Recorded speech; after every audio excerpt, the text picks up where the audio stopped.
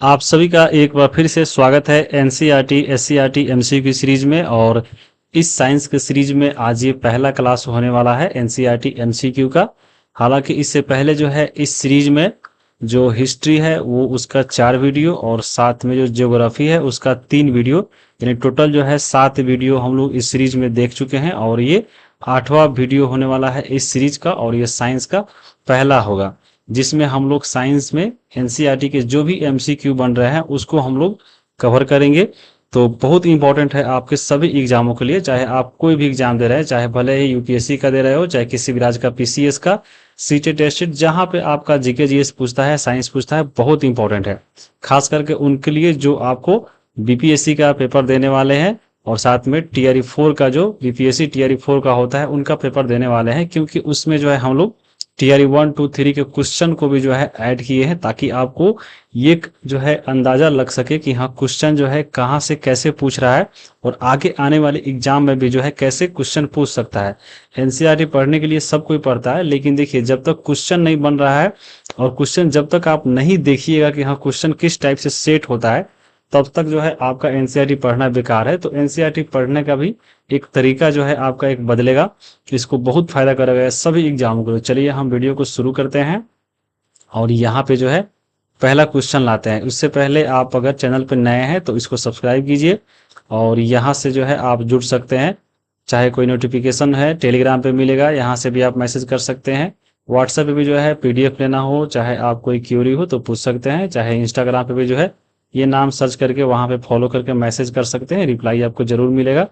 तो ये सब था, बाकी अब चलिए हम क्वेश्चन पे चलते हैं। और यहाँ पे आपको ये दिख रहा होगा पहला क्वेश्चन। उससे पहले हम आपको बता दें कि ये जो आपका साइंस का क्लास हो रहा है तो ये आपको सभी के लिए बहुत इंपॉर्टेंट है। अगर आप बीपीएससी का जो है टीआरई 4 पेपर दे रहे हैं, टीआरई का कोई भी पेपर, तो आपको मालूम होगा ये जो है जीएस पेपर होता है, वहां पे जो है 8 नंबर का साइंस पूछता है। तो ये आपको सबके लिए पढ़ना है, चाहे आपका सब्जेक्ट कोई भी हो, चाहे पीआरटी हो, चाहे आपका 6 to 8 हो, टीजीटी हो, पीजीटी हो, चाहे सब्जेक्ट में उर्दू, फारसू, संस्कृत, आपका एसएसटी, मैथ कुछ भी हो, तो आपको यहाँ पे पढ़ना ही है। तो ये सबके लिए इंपॉर्टेंट है। ये मत आपको कमेंट करके देखना है कि हाँ क्या ये जीएस के लिए सही है या आपको केवल टीजीटी के लिए है। ये सबके लिए वीडियो होने वाला है। तो चलिए हम इसको शुरू करते हैं। तो क्वेश्चन नंबर यहाँ पे 1 है कि यूनान और भारत के प्राचीन दार्शनिक के अनुसार पृथ्वी पर सभी वस्तुएं पंच तत्वों से मिलकर बना हुआ है। निम्नलिखित में से कौन जो है पंच तत्वों का हिस्सा नहीं है, ये आपको बताना है। ऑप्शन आपके हैं पृथ्वी, सूर्य, आकाश, एक से अधिक या इनमें से कोई नहीं। और ये 9th क्लास के पहला ही चैप्टर से सवाल लिया गया है। देखिए यहाँ पे पहले अभी जो वर्तमान में आप वस्तु या पदार्थ का जो परिभाषा आप लोग जानते होंगे, पदार्थ क्या है, तो वह जो आपके कोई ना कोई स्थान घेरता हो और साथ में जो है इसमें द्रव्यमान हो, तो उसको हम लोग बोलते हैं पदार्थ या वस्तु। ये वर्तमान का परिभाषा है, ये आधुनिक वैज्ञानिकों के द्वारा दिया गया है। लेकिन जब आधुनिक वैज्ञानिक से पहले जो भारतीय और दूसरे देशों के जो दार्शनिक थे प्राचीन काल में, तो उनके द्वारा जो बोला गया कि हाँ पदार्थ क्या है, तो उनके द्वारा कहना था कि पदार्थ वह है जो पंच तत्वों से मिलकर बना है। यानी पृथ्वी पर जितना भी वस्तु आपको दिख रहा है, चाहे सजीव है वो निर्जीव है, वह जो है पंच तत्वों से मिलकर बना है। यानी इसमें 5 जो है तत्व मिलकर बना है। तो इन 5 तत्वों का नाम क्या क्या है वो आपको याद रखना है। और उसी से हम क्वेश्चन पूछे हैं कि इनमें से कौन जो है इन 5 तत्वों में से एक नहीं है, जो आपको इस ऑप्शन में दिया गया है। तो इसका सही आंसर होगा ऑप्शन नंबर बी, ये जो है पंच तत्वों का हिस्सा नहीं है। अब देखिए अब ये कहाँ पे दिया गया है। 9th क्लास का जब एनसीईआरटी पढ़िएगा साइंस, तो पहला ही जो है पेज पे ये आपको सवाल मिलेगा। इसका आंसर हो गया ऑप्शन नंबर बी, यानी सूर्य। ये देखिए अभी हम लोग वर्तमान में जो परिभाषा पढ़ते हैं आपको वस्तु का, तो सभी वस्तुओं का द्रव्यमान होता है और वो कुछ ना कुछ अपना स्थान घेरती है, तो उसी को हम लोग वस्तु या पदार्थ बोलते हैं। ये तो आपको आधुनिक परिभाषा हो गया। लेकिन प्राचीन काल में अगर हम बात करें, देखिए भारत के प्राचीन दार्शनिक ने पदार्थ को जो है 5 मूल तत्वों में वर्गीकृत किया गया, जिसे जो है पंच तत्व कहा जाता है। और ये पंच तत्व कौन कौन है, तो पहला इसमें देखिए वायु, दूसरा आपके पृथ्वी, तीसरा अग्नि, चौथा जल और पांचवा आकाश। और इसी पांचों के मिलने से जो है बना है आपके पंच तत्व। और इसी पंच तत्व के ही से ही है जो है पूरा वस्तु बना हुआ है पृथ्वी पे। ये किनके अनुसार, तो यहाँ पे देखिए आपके भारतीय और यूनानी दार्शनिकों के अनुसार जो है पंच तत्वों से जो है कोई वस्तु का निर्माण होता है, और पांच तत्वों में कौन कौन है याद रखना है आपको, पृथ्वी, वायु, अग्नि, जल, आकाश। तो ये प्राचीन का, लेकिन वर्तमान में हम लोग क्या पढ़ते हैं कि वस्तु वह है जिसमें द्रव्यमान हो और वह कोई ना कोई स्थान घेरता हो। तो ये आधुनिक वैज्ञानिक के आने पे दिया गया था। तो जब 9th क्लास का पढ़िएगा तो उसमें पदार्थ के बारे में पहला ही चैप्टर पढ़ना है। और आधुनिक वैज्ञानिक ने जो है पदार्थ को जो है दो भागों में बांट के इसको पढ़ता है। तो पहला इसमें भौतिक गुणधर्म के आधार पर बांटा गया है, दूसरा रासायनिक प्रकृति के आधार पे। तो 9th क्लास जब पढ़िएगा तो उसमें जो है पूरा आपको भौतिक गुणधर्म के आधार पे ही जो है पूरा चैप्टर पढ़ना है। तो इसको तो हम अच्छे से पढ़ा दिए हैं आपको, पूरा आपको वीडियो देख लिए होंगे। देखिए जैसे पदार्थ है तो दो इसके जो है प्रकार बांटा गया है, पहला भौतिक वर्गीकरण, दूसरा इसमें है रासायनिक वर्गीकरण। तो भौतिक वर्गीकरण ही पढ़ना है आपके 9th क्लास के एनसीईआरटी में, जिसमें भौतिक वर्गीकरण के आधार पे जो है पदार्थ को ठोस, द्रव, गैस, ये तीन ही जो है आपके बुक में पढ़ना है। बाकी प्लाज्मा और बोस आइंस्टीन कंडेंसेट भी एक होता है। बाकी यहाँ पे देखिए एक पदार्थ को जो है रासायनिक वर्गीकरण में बांटा गया है। तो इसमें जो है दो भाग, एक आपका शुद्ध पदार्थ और दूसरा अशुद्ध यानी मिश्रण। मिश्रण तो होता ही है, दो चीजों के मिलकर बनता है, तो ये भी अशुद्ध होता है। तो शुद्ध और अशुद्ध बांटा गया है। शुद्ध पदार्थ में तत्व और यौगिक आते हैं, और मिश्रण में समांगी, विसमांगी। ये आपको दूसरा चैप्टर में पढ़ना था। तो हम ऐसे पूरा जो है आपको पढ़ा चुके हैं अच्छे से। अब चलिए दूसरे क्वेश्चन पे। पहला का आंसर आप जान गए होंगे। दूसरा यहाँ पे क्वेश्चन है कि पदार्थ के संदर्भ में निम्न में से कौन सा कथन जो है गलत है, ये आपको बताना है। तो देखिए पहला इसमें ऑप्शन है कि पदार्थ के कण गतिशील अवस्था में होते हैं, क्या ये गलत है? तो बिल्कुल गलत नहीं है, ये आपका ऑप्शन सही है।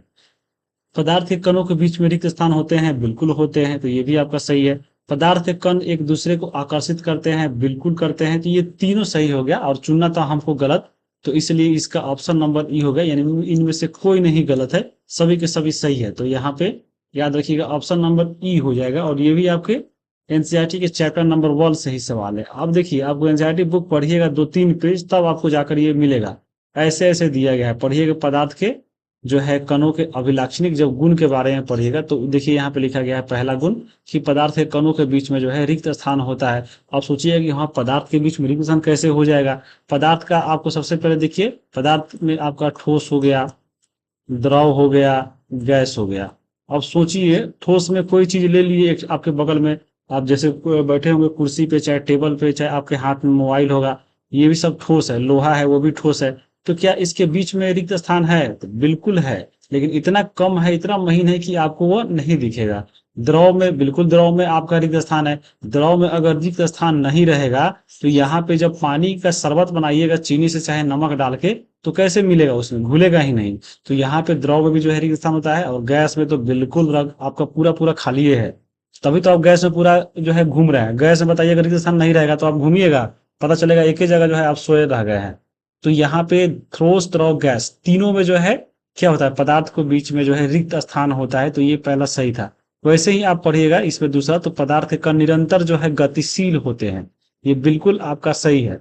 तो ये हम आपको पूरा जो है क्रिया करके आपको बताए हैं पूरा अच्छे से। जब आप पढ़िएगा 9th क्लास का वीडियो पूरा अपलोड कर दिया गया है, वहां पे एक पर हम जैसे लिख, देखिए ये पदार्थ है, ठोस, द्रव, गैस। ये देखिए आपको जो है ये पार्टिकल है, ये जैसे ठोस है तो ठोस के पार्टिकल देखिए ये सब जो है इसके पार्टिकल है, यानी इसके कण है। ये पदार्थ के कण जो है आपस में क्या है, देखिए ये जो है आपस में सटा हुआ है, इनके बीच में जो है रिक्त स्थान होता है। ये जो है पदार्थ जो होता है सब कणों से मिलकर बना है। पदार्थ के कण जो है निरंतर आपको गतिशील होता है। देखिएगा जैसे आप लोहा ही या कुछ भी ले लिए ठोस, देखिएगा ठोस को अगर आप गर्म कीजिएगा तो इसमें जो कण होता है वही तो पिघलता है, यानी वो गति करता है। तो यहाँ पे पदार्थ के कण गतिशील भी रहते हैं और पदार्थ के कण एक दूसरे को आकर्षित करते हैं, तभी तो आपका ठोस एक जगह है। जैसे लोहा है तो पूरा एक जगह एकत्रित है, तो वो क्योंकि एक दूसरे जो है कण है वो आकर्षित कर रहे हैं। लेकिन ये जो कण होते हैं बहुत ही छोटे हैं, तो ये आपको ऐसे नहीं दिखाई देगा। जैसे देखिए यहाँ पर लिखा भी गया है कि पदार्थ के ये कण कितने छोटे होते हैं, तो पदार्थ के कण बहुत छोटे होते हैं, इतने छोटे कि हम इसका कल्पना भी नहीं कर सकते हैं। सोच लीजिए कितना छोटा होता है। तो यहाँ पे भौतिक गुण जो है पदार्थ के बारे में, ये चारों पॉइंट याद रखना है, कहीं से भी पूछ सकता है। ठीक है, अब हम चलेंगे आगे। अगला देखेंगे 3 नंबर क्वेश्चन। देखिए तीसरा नंबर यहाँ पे आपका क्वेश्चन है कि पदार्थ की किस अवस्था में ठोस, द्रव और गैस, तीनों का जो है विसरण संभव है। यानी आपको सबसे पहले विसरण क्या है, तो विसरण मतलब क्या होता है कि स्वतः जो है कोई चीज घुल मिल जाता है, तो उसको हम लोग बोलते हैं विसरण। तो आपको बताना है कि यहाँ पे पदार्थ के किस अवस्था में जो है ठोस, द्रव, गैस, ये तीनों जो है उसमें जाकर मिल जाएगा। तो वो आपको बताना है, क्या ठोस में तीनों मिल जाएगा, कि द्रव में तीनों मिल जाएगा, कि गैस में तीनों मिल जाएगा, वो आपको बताना है। यानी ठोस, द्रव, गैस जो है बताना है पदार्थ के किस अवस्था में जो है यह आपको उसमें घुल जाएगा। तो इसका सही आंसर क्या होगा आपका, वो होगा द्रव। यानी द्रव में जो है ठोस भी आकर घुल जाता है। अब इस कैसे होगा, से देखिए, आपका चीनी जो है आपका एक द्रव है, और आपका ठोस इसमें हम ले लेते हैं, मान लीजिए चीनी, सॉरी इसमें चीनी आपका, हाँ चीनी ठोस हो गया, और आपका द्रव ले लेते हैं हम पानी। तो देखिए आपको यहाँ पे जो है ठोस जो है द्रव में घुल गया, द्रव तो द्रव में घुल ही जाएगा। जैसे देखिए दूध और आप पानी मिलाइए, घुल जाएगा। गैस जो है क्या आपको द्रव में घुलेगा, ये आपको सोचना है। तो बताइए घुलेगा कि नहीं, बिल्कुल घुलेगा। जो मछली जो है सांस लेता है आपको पानी में, वह घुला हुआ ऑक्सीजन ही लेता है, आपको मालूम होगा। तो ये आपको तीनों जो है घुल जाएगा किसमें, तो द्रव में। ऑप्शन नंबर बी हो जाएगा। और ये चैप्टर नंबर 1 के जो है पेज नंबर 3-5 से जो है लिया गया। चलिए इसका हम प्रूफ भी दिखा देते हैं। जैसे देख सकते हैं यहाँ पे, ये देखिए यहाँ पे पढ़िएगा। सबसे पहले विस्तरण के बारे में समझ लीजिए। देखिए आपको मालूम होगा पदार्थ के कण के बीच में जो है रिक्त स्थान होता है। देखिए दो विभिन्न पदार्थों के कणों का स्वतः मिलना ही जो है विसरण कहलाता है। याद रखिएगा, दो अगर कोई पदार्थ है, अगर स्वतः मिल रहा है उसके कण, तो उसी को हम जो है क्या बोलेंगे, विसरण बोलेंगे। और अगर हम कोई पदार्थ को गर्म करते हैं, तो विसरण भी जो है तेज रहता है, क्योंकि उसके जो कण होते हैं वो गतिशील हो जाते हैं। तो इसलिए जो है क्या होता है, आपको विसरण भी तेज हो जाता है। तो विसरण आप जान लिए। अब देखिए विसरण के बारे में हम बता ही दिए। जैसे देखिए आपको कि हाँ ठोस से द्रव में, जैसे ठोस चीनी है और पानी में घुल गया तो द्रव में घुल गया, द्रव द्रव में तो घुल ही जाता है, जैसे दूध और पानी हो गया। और एक आपका जो हम बता रहे थे कि आपका जो ऑक्सीजन जो होता है घुला हुआ पानी में, वो आपको मछली जैसे लेता है। जैसे देखिए सभी जीवधारी अपने जीवन निर्वाह के लिए श्वास लेते हैं। जलीय जंतु जो है जल में घुली हुई ऑक्सीजन के कारण श्वास लेते हैं। इस तरह हम इस निष्कर्ष पे पहुंचते हैं कि द्रव में जो है ठोस, द्रव और गैस तीनों का विसरण संभव है। तो याद रखिएगा, ठोस, द्रव, गैस का जो है विसरण किस पदार्थ की अवस्था में संभव है, तो वह आपको द्रव में संभव है। और यही आपको हम जो है क्वेश्चन वहां पे पूछ लिए थे। तो बहुत इंपॉर्टेंट है, इसको याद रखिएगा।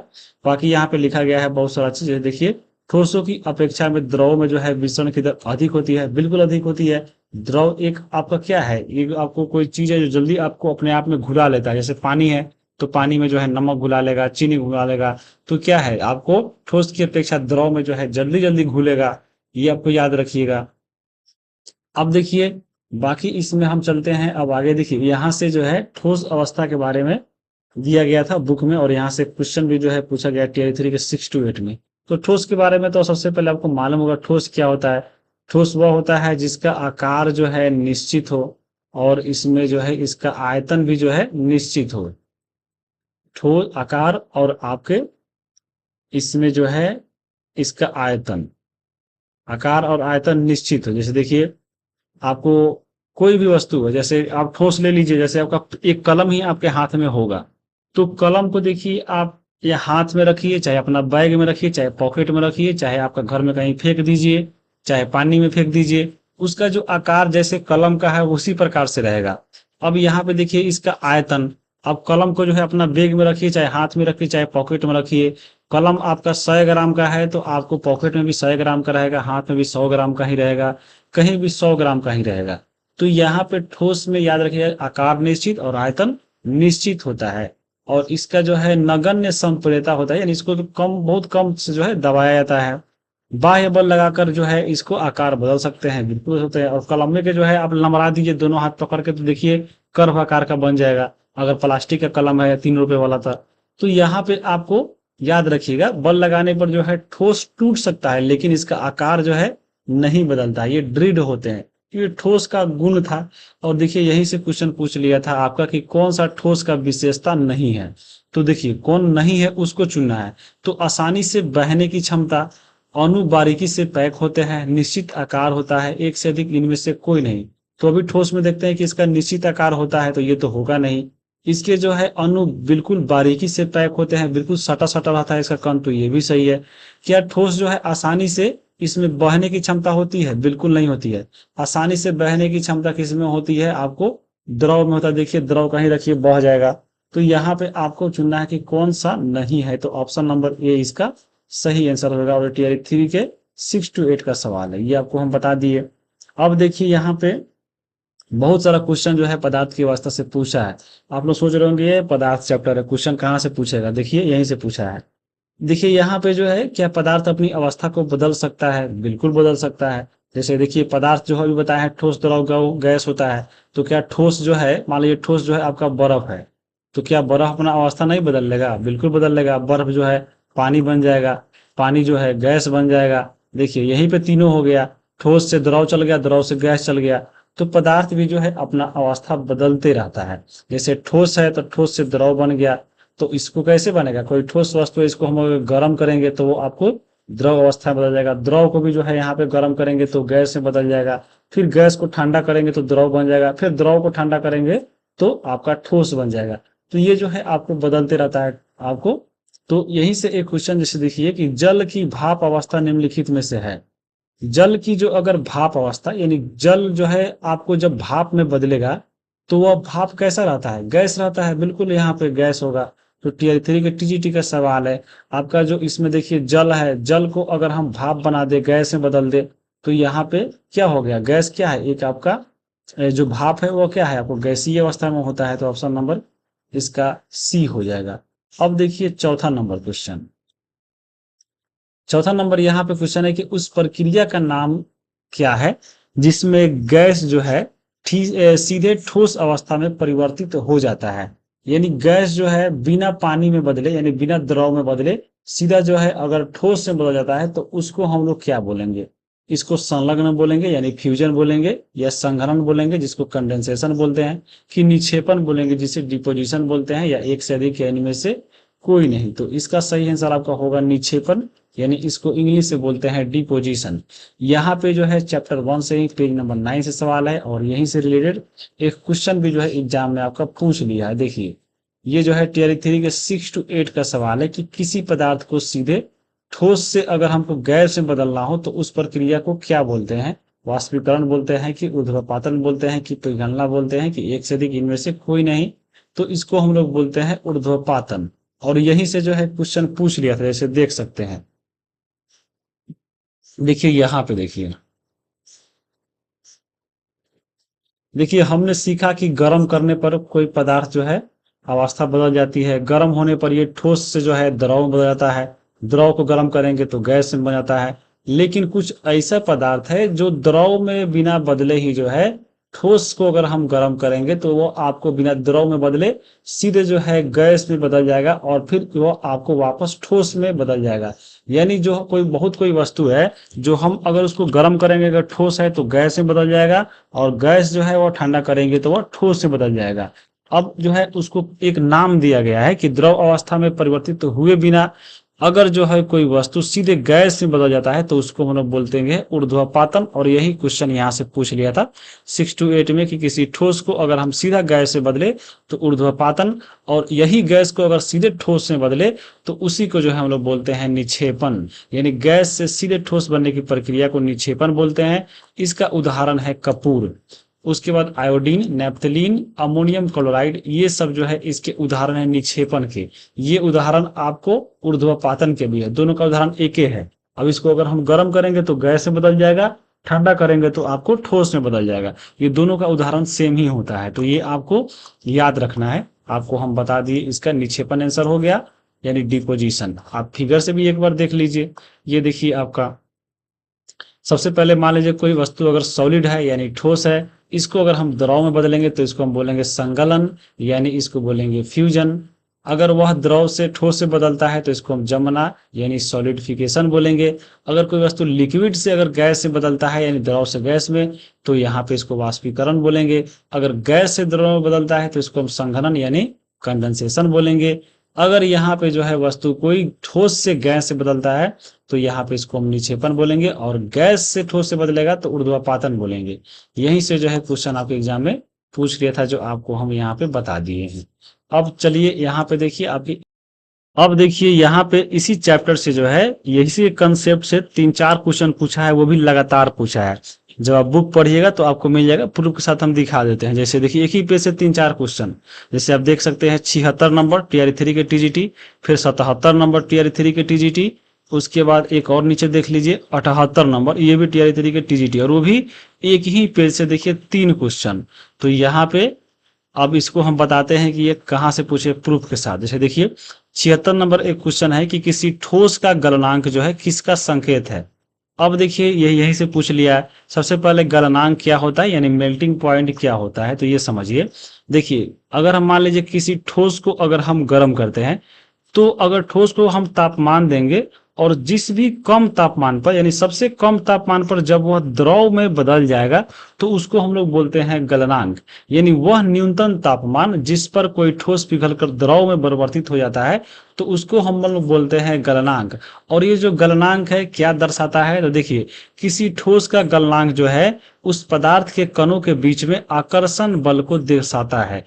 कैसे दर्शाता है, जैसे देखिए मान लीजिए आप जो है मान लीजिए आप लोहा को गर्म कीजिए और दूसरा तरफ जो है आप इस क्या कीजिए कि आपका ठोस एक और हम ले लेते हैं बर्फ को गर्म कीजिए। अब हम दोनों को गर्म करेंगे बर्फ को, तो पता चलेगा जो लोहा है इसको जो है बहुत ज्यादा तापमान देना पड़ेगा तब जाकर पिघलेगा। मान लीजिए हम लोहा को जो है 100 डिग्री पे गर्म करेंगे, अगर हम एक मान लेते हैं अंदाजा, तो 100 डिग्री पे अगर हम गर्म करेंगे तब जाकर ये द्रव में बदलेगा। और अगर हम बर्फ को मान ले तो बर्फ को अगर हम 50 डिग्री पर ले जाकर इसको गर्म करें तो ये गर्म हो गया, पानी में बदल गया, यानी द्रव में बदल गया। तो यहाँ पे आप देख रहे हैं कि लोहा का जो मेल्टिंग पॉइंट है ज्यादा है और बर्फ का जो है कम है। तो ये क्या दर्शा रहा है, यानी इसमें हम ज्यादा तापमान दे रहे हैं, यानी आपको तब द्रव में बदल रहा है। यानी लोहा का जो कण है ये बहुत पास है, यानी इसका जो है वह शक्ति बताता है। अगर हम किसी वस्तु में ज्यादा अगर हम गलनांक पॉइंट है तो वह उसका कण ज्यादा शक्ति से पकड़ा हुआ है। अगर उसका कम अगर है मेल्टिंग पॉइंट तो वह कम जो है उतना मजबूती से नहीं पकड़ा, इसलिए जल्दी पिघल जा रहा है। तो किसी भी ठोस वस्तु का जो है उसका गलनांक क्या बताता है, यह बताता है कि उसका जो कण है कितना मजबूती से उसको पकड़ा हुआ है, यानी इन दोनों कणों के बीच में जो है सामर्थ्य को दिखाता है, यानी शक्ति को बताता है। तो यही क्वेश्चन पूछ लिया था, जैसे आप पढ़ लीजिए। ये देखिए इसके कणों के बीच आकर्षण बल की ताकत, इसके कणों के बीच आकर्षण बल की कमजोरी, इसको कण के बीच में समान आकर्षण, तो यहाँ पे इसके कणों के बीच में आकर्षण बल की ताकत दिखाता है। यहाँ पे लिखा भी गया है किसी ठोस का गलनांक उसके कणों के बीच के आकर्षण बल का सामर्थ्य यानी ताकत को बताता है। तो ऑप्शन नंबर ए, और यहीं से क्वेश्चन पूछ लिया था। यहाँ पे आप ये क्वेश्चन देखिए, यही अगर आप क्वेश्चन को बिना देखे हुए पढ़ते चले जाते ऐसे ऐसे लाइन बाय लाइन धर धर, तो ऐसे ही क्वेश्चन आता है एग्जाम में, तो वैसे भी धर धर आप आगे बढ़ते, क्वेश्चन बनता नहीं। तो यहाँ पे क्वेश्चन देखने के बाद ही जो है आपको पता चलता है कि हाँ यहाँ पे बुक को कैसे पढ़ा जाए और कैसा क्वेश्चन एग्जाम में पूछ सकता है। तो यहाँ पे ध्यान रख के पढ़ना है। ये देख लिए। अब देखिए एक और क्वेश्चन इसी से पूछा है, इसी आपको पेज से देखिए कि बर्फ का गलनांक जो है, देखिए लिखा गया है 273.15 केल्विन। गलने की प्रक्रिया यानी ठोस से द्रव अवस्था में परिवर्तन को जो है संगलग्न बोलते हैं। ऊपर हम बता ही दिए हैं। अब देखिए बर्फ का गलनांक दिया है इतना, और यही जो है क्वेश्चन यहाँ पे पूछ लिया है। अब देखिए ये देखिए यहाँ पे क्वेश्चन है कि बर्फ का गलनांक क्या है, तो केल्विन में दिया गया है 273.15।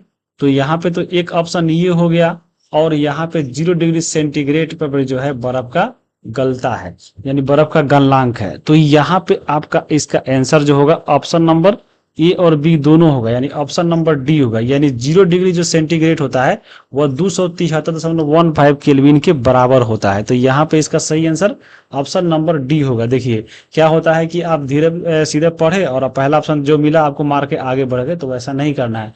क्वेश्चन अगर एग्जाम में आसान पूछता है तो उसका जो है ऑप्शन टफ रहता है। तो यहाँ पे ऑप्शन को भी जो है ध्यान से पढ़ना है। ऐसे ही जो है क्वेश्चन सेटर नहीं होता है कि आपको ऐसे ही मार दे दिया हल्का और खुश हो गए और फिर आगे चल गए। तो यहाँ पे आपका गलती भी हो सकता है, ध्यान से पढ़िएगा यहाँ पे ये चीजें, ठीक है। तो ये आपको ध्यान में रखना है। अब देखिए यहाँ पे एक और कंसेप्ट है, ये आपका ये वाला, किसी ठोस के गलने की प्रक्रिया में तापमान समान रहता है, ऐसे में जो है उष्मीय ऊर्जा कहा जाता है, तो उसको गर्म करने में खर्च हो जाता है, उसी को हम लोग बोलते हैं उष्मीय ऊर्जा। और यहीं से जो है आपके एग्जाम में क्वेश्चन पूछ लिया था। ये देखिए कि गलने के प्रयोग की प्रक्रिया के दौरान आपने ध्यान दिया होगा कि गलनांक पर पहुंचने के बाद जब तक संपूर्ण बर्फ जो है नहीं पिघल नहीं जाता है, तापमान जो है नहीं बदलता है। और यहाँ पे अगर मान लीजिए अगर हम कोई बीकर है, कोई आपका बर्तन है, उसमें अगर हम मान लीजिए बर्फ रख के अगर हम उसको गर्म कर रहे हैं और वह पानी में बदल गया, तो वहां पे क्या लगता है आपको, तापमान घटेगा कि बढ़ेगा? तो तापमान नहीं घटेगा ना बढ़ेगा, तापमान जो है उतना ही रहता है। तो यहाँ पे हम गर्म किए तो क्यों नहीं तापमान गया, तापमान क्यों नहीं बढ़ा? तो तापमान इसलिए नहीं गया कि हम लोग जो इसको गर्म किए हैं, तो यहाँ पे गर्म करने के दौरान जो है हम इसको गर्म किए हैं तो उसमें ऊर्जा उतना खर्च हो गया है, इसलिए जो है उसका तापमान नहीं बदलता है। यानी कणों के पारस्परिक आकर्षण बल को वशीभूत करके पदार्थ की अवस्था को बदलने में इस ऊष्मा का जो है उपयोग होता है। यानी हम जो ठोस से द्रव में बदलते हैं तो उसमें जो है यह ऊर्जा खर्च हो जाता है, इसीलिए जो है इसका तापमान में कोई वृद्धि नहीं होता है। तो यहाँ पे इसी को बोलते हैं गुप्त ऊष्मा। यानी अगर कोई ठोस वस्तु पिघलता है तो उसका जो है तापमान वही रहता है जो पहले होता है। तो ऑप्शन नंबर यहाँ पे सी, और यहीं से जो है एग्जाम में क्वेश्चन पूछ लिया था। यहाँ पे आप पढ़ भी सकते हैं कि किसी ठोस के गलने की प्रक्रिया में तापमान जो है समान रहता है और उसी को जो है उष्मीय ऊर्जा बोलते हैं। और वह उष्मा ऊर्जा जो है कहाँ खर्च हो जाता है, तो जिसको अगर हम गर्म कर रहे हैं, ठोस से अगर हम द्रव में बदले, तो वहां पे बदलने की जो प्रक्रिया है, यानी जब ठोस से द्रव में बदला है तो उसी में वह तापमान जाके खर्च हो गया है, इसलिए जो है तापमान नहीं बढ़ता है। तो ये आपको ध्यान में रखना है। और लगातार आपको 3 क्वेश्चन आपको हम बता दिए जो आपको एग्जाम में पूछा था। अगला है 5वां नंबर क्वेश्चन कि वायु का विलायक किस गैस को कहा जाता है, अर्थात वायु के अंदर कौन ऐसा गैस है जो सभी गैसों को जो है अपने अंदर घुला लिया है, यानी मिश्रित कर लिया है, तो उसका आपको नाम बताना है। जैसे हम लोग पढ़ते हैं कि ऐसे जो है जल है जो सार्वत्रिक विलायक है, जो सभी चीजों को अपने अंदर घुला लेता है, तो उसी प्रकार से वायु का आपको विलायक बताना है। कौन सा होगा? ऑप्शन आपके हैं नाइट्रोजन, ऑक्सीजन, कार्बन डाइऑक्साइड, एक से अधिक, या इनमें से कोई नहीं। ये भी जो है 9th क्लास के चैप्टर नंबर 2 से सवाल है, पेज नंबर 17 पे दिया गया है। तो इसका सही आपका आंसर हो जाएगा ऑप्शन नंबर ए, यानी नाइट्रोजन। नाइट्रोजन जो है सभी गैसों को अपने अंदर जो है मिश्रित किया है। जैसे आपको मालूम होगा वायुमंडल में सबसे ज्यादा जो है नाइट्रोजन पाया जाता है 78%, वहीं ऑक्सीजन जो है 21% जो है भागों में पाया जाता है। तो क्योंकि आपका नाइट्रोजन ज्यादा है तो इसलिए जो है सभी गैस इसके अंदर आके आपको घुला हुआ है, यानी बिला गया है, तो इसको हम लोग वायु का विलायक बोलेंगे। ऑप्शन नंबर ए होगा। अब चलिए हम इसको दिखाते हैं आपको ये कहाँ पे दिया गया है। जब पढ़िएगा आप सॉल्यूशन के बारे में तो यहीं पे जो है ये देखिए, ये यहाँ पे दिया गया है कि देखिए वायु जो है गैस में गैस का मिश्रण है, क्योंकि वायु में गैस होता है तो वायु गैस में गैस का विलयन है। यह मुख्यतः 2 घटक, एक ऑक्सीजन और दूसरा जो है नाइट्रोजन का समांगी मिश्रण है। नाइट्रोजन को जो है वायु का विलायक कहा जाता है। यही आपका इंपॉर्टेंट है, बहुत क्वेश्चन यहाँ से पूछता है। वायु में दूसरी गैस जो है बहुत कम मात्रा में उपलब्ध होता है, सबसे आपको ज्यादा होता है आपका नाइट्रोजन 78%, उसके बाद जो है ऑक्सीजन 21%। ये दोनों मिलकर ही जो है आपको 99% होता है। बाकी जो भी गैस आप देख रहे हैं वो 1% के अंदर ही आता है। बाकी 2 गैस जो है 99% में जो है वायुमंडल में विद्यमान है। तो ये आपको याद रखना है। अब जो है विलयन के बारे में हम थोड़ा जान लेते हैं। आपको आगे क्वेश्चन देखने को मिलेगा तो थोड़ा सा आपको इसको समझना पड़ेगा। देखिए 3 चीजों को जो है पढ़ना पड़ता है। एक जो है आपका विलयन, उसके बाद जो है आपको इस चैप्टर में जो है पढ़ना था आपको कोलाइड के बारे में, कोलाइड, और एक और चीज होता है जिसको हम बोलते हैं निलंबन। और यहाँ से आपके एग्जाम में बहुत क्वेश्चन पूछा गया है, इसको हम प्रूफ भी दिखाएंगे। यहाँ से कैसे क्वेश्चन पूछता है कि विलयन क्या होता है, कोलाइड क्या होता है, निलंबन क्या होता है। तो अभी हम विलयन पढ़ रहे हैं। विलयन जो होता है एक समांगी मिश्रण होता है, यानी आपको जो भी चीज इसमें मिलता है पूरा आपको बराबर मिलेगा, आपको पता नहीं चलेगा कि मिला हुआ। जैसे पानी और चीनी को हम घोलते हैं तो पूरा जो है उसके कण कण में जो है चीनी चला जाता है, वो को पता नहीं चलता है। जैसे नींबू को पानी में घोलेंगे तो पूरा अगर बराबर मिल गया है तो वो समांगी मिश्रण होता है।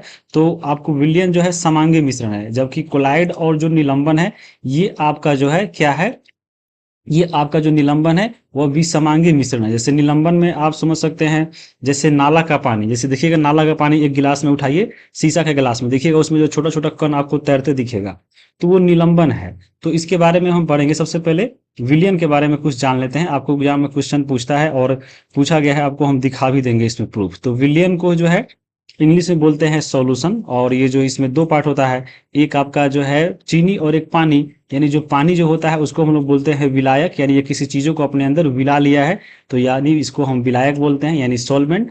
और विलेय पदार्थ वह होता है जो उसके अंदर विल जाता है, यानी घुल जाता है, तो उसको बोलते हैं सॉल्यूट।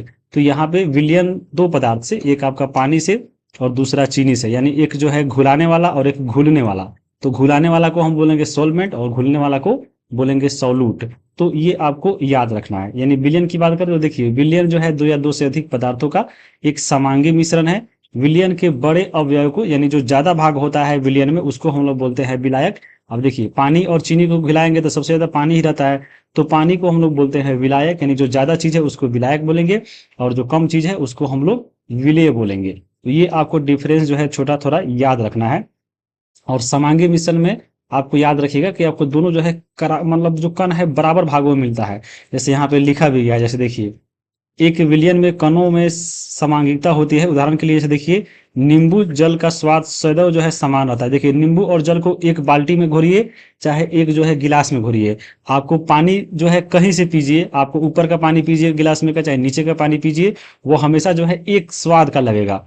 तो यहाँ पे क्या है, यह एक समांगी मिश्रण, यानी पूरा अगर बराबर जो है, यानी इसके विलयन में चीनी और नमक के कण अगर समान रूप से वितरित है तो उसको हम लोग बोलते हैं समांगी मिश्रण। तो विलयन क्या है, एक आपका समांगी मिश्रण है, ये आपको एक ध्यान में रखना है। अब इसका कुछ उदाहरण भी जैसे दिया गया है, यहाँ पे उदाहरण देख सकते हैं।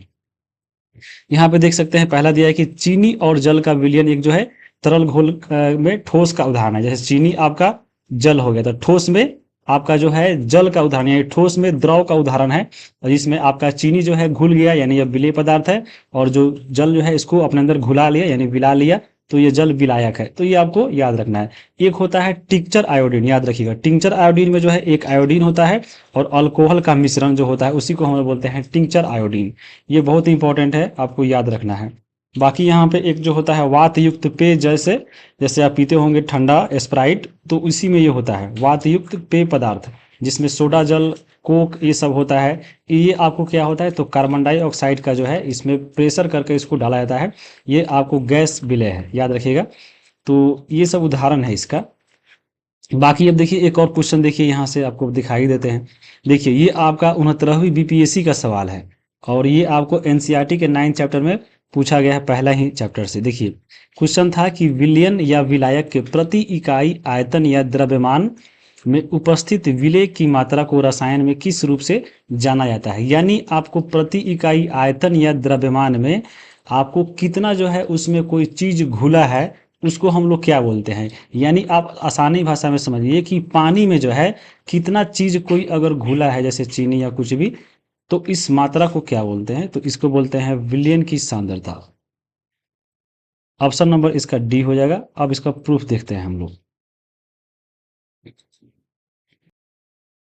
तो देखिए, यहाँ पे दिया गया है प्रूफ, विलयन की सांद्रता यानी कंसंट्रेशन ऑफ सॉल्यूशन, ये क्या होता है। तो सीधा समझिए कि विलायक की मात्रा द्रव्यमान और आयतन में घुले हुए विलेय पदार्थ की मात्रा को विलयन की सांद्रता बोलते हैं। यानी विलायक मतलब पानी, यानी पानी की मात्रा में, यानी हो सकता है पानी द्रव्यमान में 1 केजी मान लीजिए, अगर हम इसको मान ले 1 केजी, या इसका आयतन जो है आपका जितना यह जगह घेरे, चाहे 1 बाल्टी हम मांग ले, जितना यह आपका जगह खींचता है, चाहे वो आयतन में हो चाहे द्रव्यमान में हो, तो 1 केजी पानी में चाहे 1 किलो बाल्टी में जितना यहाँ पे कोई पदार्थ घुलता है, जैसे मान लीजिए अगर चीनी घुल रहा है, तो इसको हम लोग बोलते हैं विलयन की सांद्रता। यानी 1 केजी बाल्टी में या 1 केजी पानी में इसमें जो है उपस्थित चीनी की जो मात्रा है वही कहलाता है विलयन की सांद्रता। यानी विलयन में कोई चीज कितना घुला हुआ है वही उसकी सांद्रता होती है। तो यही से आपके क्वेश्चन पूछ लिया था 9th क्लास के, आप यहाँ पे देख सकते हैं। आंसर होगा विलयन की सांद्रता यानी कंसंट्रेशन ऑफ सॉल्यूशन। अब हम आगे देखेंगे इसमें। अब ये देखिए, विलयन की सांद्रता के हिसाब से जो है इसको जो है 3 भागों में बांटा गया है, और इसको हम अच्छे से पढ़ चुके हैं, आपको एनसीईआरटी क्लास में। दोस्त थोड़ा समझ लीजिए, एक होता है संतृप्त विलयन, दूसरा असंतृप्त विलयन और तीसरा होता है अति संतृप्त। तो इसको हम लोग ऐसे याद रखेंगे, ये कंफ्यूजन बहुत करता है, हम लोग ऐसे याद रखेंगे। देखिए एक जो है संतृप्त, ऐसे याद रखिए कि अगर हम कोई चीज जो है घोलते हैं किसी विलायक में, जैसे चीनी और पानी का मिश्रण बनाते हैं, तो मान लीजिए अगर एक जो है गिलास में अगर 2 चम्मच अगर हम रख देंगे चीनी, तो हमारा जो है मन तृप्त हो जाता है, यानी जितना चाहिए हमको शरबत में चीनी उतना अगर है तो उसको हम बोलेंगे संतृप्त। यानी अगर आप शरबत पीते हैं बनाकर चीनी पानी का और उसमें 2 चम्मच आपके लिए पर्याप्त है, तो वो अगर पीते हैं तो उसका अगर मन आपका संतृप्त हो जाता है, यानी मन तृप्त हो जाता है, आत्मा को शांति मिल जाता है, तो उसको हम बोलते हैं मन की तृप्त हो गया, यानी वह संतृप्त है। यानी अगर विलेय पदार्थ की मात्रा विलायक के अनुसार हो, यानी अगर चीनी की मात्रा पानी में जो है आवश्यकता अनुसार हो, यानी पीने लायक हो, तो उसको हम बोलेंगे मन तृप्त हो गया, यानी संतृप्त विलयन। एक होता है असंतृप्त, यानी अगर हम मान लें अगर ज्यादा पानी रख दे, मान लीजिए अगर एक जो है गिलास में 2 चम्मच जो है रखने लायक होता है चीनी, लेकिन हम वहीं अगर एक बाल्टी ले ले और एक बाल्टी में मिला दे 2 चम्मच यहाँ पे नमक, चाहे 2 चम्मच यहाँ पे पानी, तो ये आपका मन करेगा पीने के लिए, पता ही नहीं चलेगा कि हाँ कितना इसमें चीनी है। तो यहाँ पे अगर चीनी की मात्रा विलायक की आवश्यकता से अगर कम हो, तो यहाँ पे उसको हम बोलेंगे असंतृप्त। यानी आपको एक बाल्टी पानी में अगर 2 चम्मच घोर के आपको पिला दिया जाए, तो आपको पता चलेगा कि हाँ चीनी कहाँ है, यानी वो मन आपका तृप्त नहीं होगा, यानी उसमें चीनी कम है, तो उसको हम बोलेंगे असंतृप्त। और एक होता है अति संतृप्त, यानी इसमें चीनी हम ज्यादा रख दे और आपका जो है पानी कम रहे। यानी मान लीजिए अगर इसमें जो है आपका भर के जो है आधा बाल्टी, मान लीजिए हम इसमें पानी रख दिए, आधा बाल्टा पानी रख दिए और इसमें जो है पूरा भर के चीनी भर दिए, तो यहाँ पे चीनी ज्यादा हो गया, पानी ज्यादा हो गया, पता चलेगा इसको जो है हम लोग पाग बना दिए, जो होता है ना चाशनी, मान लीजिए वो चाशनी बना दीजिए, तो वो आपका कितना मीठा लगेगा, यानी वो अति संतृप्त हो जाएगा, यानी पीने लायक नहीं रहेगा। तो ऐसे ही याद रखिएगा कि अगर आवश्यकता अनुसार अगर कोई विलेय पदार्थ हो, यानी चीनी हो, तो हम संतृप्त करेंगे। अगर आवश्यकता अनुसार उसमें चीनी नहीं हो, यानी चीनी ही कम हो, यानी आपको घुलने वाला चीज कम हो, तो उसको हम असंतृप्त बोलेंगे। और चीनी ही मात्रा बहुत ज्यादा हो जाए, पानी कम हो जाए, तो उसको हम बोलेंगे अति संतृप्त। तो इस प्रकार से बांटा गया है और इसको हम पढ़ा चुके हैं। अगला देखिए आपका है क्वेश्चन नंबर 6 कि विलयन में के बारे में कौन सा कथन सही है, ये आपको बताना है। अब देखिए पढ़ाया है, बताए आपको कि यहाँ एक पढ़ना है विलयन, एक पढ़ना है आपका निलंबर और दूसरा पढ़ना है आपका कोलाइड। तो इसके बारे में हम डिटेल से पढ़ेंगे, लेकिन आपको यहाँ पे ऑप्शन है, इसके कणों को जो है आंखों से हम लोग नहीं देख सकते हैं, बिल्कुल ये सही है। विलयन जो होता है जैसे नींबू और पानी, जैसे चीनी और पानी, इसके जो कण है वो आपको दिखाई नहीं देते हैं, क्योंकि वो समान मात्रा में सभी बराबर भागों में बटा हुआ है, तो इसका कण को जो है हम लोग आंखों से नहीं देख सकते हैं। आपको खुले आंखों से, मतलब ऐसे नहीं, मतलब जो अब टेलीस्कोप चाहे उससे देखने लगे वो सबसे नहीं, अगर खुले आंखों से हम लोग इसको नहीं देख सकते हैं। इसमें जो है प्रकाश के मार्ग नहीं दिखते हैं, बिल्कुल ये सही है। जब तक आपको जो है किसी भी विलयन में जब उसके पार्टिकल नहीं दिखाई देंगे, उसके कण नहीं दिखाई देंगे, तब तक उसके जो है प्रकाश जब उससे जाएगा तो वो आपको रिफ्लेक्ट नहीं कर पाएगा, इसलिए जो है उससे जो है प्रकाश के मार्ग को आप नहीं देख सकते हैं। उसके बाद है इसमें कि विलयन अस्थायी होते हैं। यहाँ पे जो है विलयन जो होता है सॉल्यूशन, ये बिल्कुल अस्थायी होते हैं। यानी आप देखिए जैसे पानी और चीनी को मिला दिए, मिला के जो है रख दीजिए टेबल पर 1 घंटा 2 घंटा, देखिएगा वो बराबर रहेगा, उसमें जो है उसका जो कण है वह नीचे ऊपर नहीं जाएगा, यानी वो अस्थायी है। मान लीजिए आप एक बाल्टी में जो है चीनी और पानी घोल के रखे हैं, बहुत देर तक रखिएगा, देखिएगा ये ऐसा ही रहेगा। और एक बाल्टी लीजिए, उसमें क्या कीजिए कि आपका जो है बालू और पानी मिला दीजिए, बालू और पानी देखिएगा, थोड़ा देर मिलाइएगा तो ठीक रहेगा, और मिला के थोड़ा देर छोड़ दीजिएगा तो सारा बालू का कण जो है नीचे आके यहाँ पे बैठ जाएगा। तो ये आपका अस्थायी हो गया, यानी इसमें विलयन जो है अस्थायी नहीं रहा, वो आपका अस्थायी हो गया, क्योंकि बालू का कण नीचे आ गया है। तो ये आपका तीनों जो है विलयन के बारे में सही पॉइंट है, तो इसीलिए ऑप्शन नंबर इसका आपको डी हो जाएगा, इसका आंसर डी हो गया। ये भी चैप्टर नंबर 2 से ही सवाल है। अब चलिए इसको हम थोड़ा विलयन के गुण आपको समझ लेते हैं। देखिए विलयन एक आपको समांगी मिश्रण है, आपको ऊपर भी बता दिए हैं हम। विलयन के जो कण होते हैं वह इसका व्यास दिया गया है कि एक जो है आपको न्यूटन मीटर होता है, नैनोमीटर, जिसको 10⁻⁻9 मीटर बोलते हैं, और ये बहुत छोटे होते हैं, इसलिए इसे जो हम आंखों से नहीं देख सकते, यानी विलयन के कण को जो है हम लोग आंख से जो है नहीं देख सकते हैं। दूसरा इसमें देखिए अपने छोटे आकार के कारण विलयन के कण जो है गुजर रही प्रकाश की किरणों को फैलाते नहीं है, इसलिए विलयन के जो कण में हम लोग मार्क दिखाई नहीं देता है, क्योंकि विलयन के कण जो होता है बहुत आपको बराबर भागों में बटा रहता है, तो उसमें प्रकाश का प्रकीर्णन नहीं होता है, इसलिए इसमें हम लोग जो है प्रकाश के मार्ग को नहीं देख सकते हैं। तीसरा इसमें देखिए, छानने की विधि के द्वारा विलय के कणों को हम लोग जो है पृथक नहीं कर सकते। जैसे चीनी और पानी का घोल बना लीजिए, चाहे नींबू पानी का, अब उसको छानिए चाहे छन्ना से, छनेगा नहीं छनेगा। तो उसके बाद देखिए, विलयन को जो शांत छोड़ देने पर भी विलयन के कण जो है नीचे नहीं बैठते हैं, इसलिए जो है विलयन होते हैं वो अस्थाई होते हैं। और जिसके कण नीचे बैठ जाते हैं, यानी वो अगर बैठ गया, बालू और पानी का लेकर हम मिला दिए, थोड़ा देर छोड़ दिए, देखिएगा बालू का कण नीचे आ जाएगा, यानी वो अस्थाई है, यानी अस्थाई नहीं है। तो ये आपका विलयन का गुण है। उसी प्रकार आपको बताए हैं कि निलंबन के बारे में। निलंबन जो होता है, समझ लीजिए नाला का पानी, यानी देखिए आप नाला बह रहा होगा, उसका एक गिलास पानी उठाइए शीशा में और देखिए, आपको जो है बहुत कुछ उसमें दिखाई देगा। जैसे यहाँ पे आप देख सकते हैं जो निलंबन के बारे में, कि वह पदार्थ जो विलायक में अघुलनशील हो, यानी पानी में कोई चीज अगर अच्छे से नहीं घुलता है और वो उसको जो है हम लोग आंखों से देखा जा सकता है, क्योंकि नहीं घुलेगा तो हम लोग आंख से देख लेंगे, तो उसको हम लोग बोलेंगे निलंबर। यानी वो निलंबन जो है एक विसमांगी मिश्रण है, क्योंकि बराबर सभी भागों में जो है बराबर भागों में नहीं घुला है, यानी चारों तरफ दिख रहा है, तो वो आपको विसमांगी मिश्रण है। तो याद रखिएगा, निलंबन जो है एक आपके विसमांगी मिश्रण है। ये कण जो है हम लोग आंखों से आसानी से देख सकते हैं। ये निलंबित कण जो है प्रकाश की किरणों को फैला देते हैं, जिसमें उसका मार्ग जो है दृष्टि गोचर हो जाता है। यानी निलंबत में क्योंकि आपको पदार्थ के कण दिख रहा है, तो पदार्थ जब उससे प्रकाश गुजरेगा तो उससे रिफ्लेक्ट करेगा, यानी प्रकाश के मार्ग को जो है निलंबन दिखा देता है।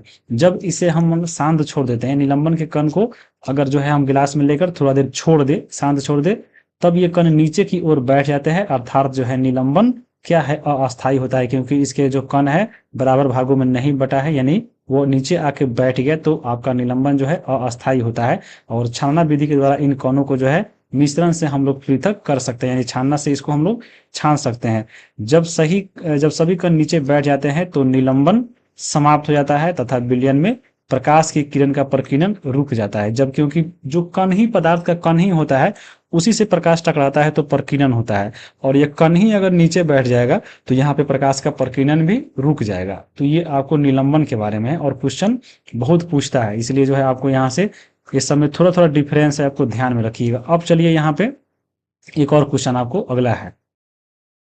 अब हम लोग देखेंगे आगे 7 नंबर क्वेश्चन यहाँ पे है कि निम्नलिखित में से किस मिश्रणों में टिंडल प्रभाव उत्पन्न होता है। तो टिंडल प्रभाव सबसे पहले क्या होता है, प्रकाश का फैलना जो है वह टिंडल प्रभाव कहलाता है।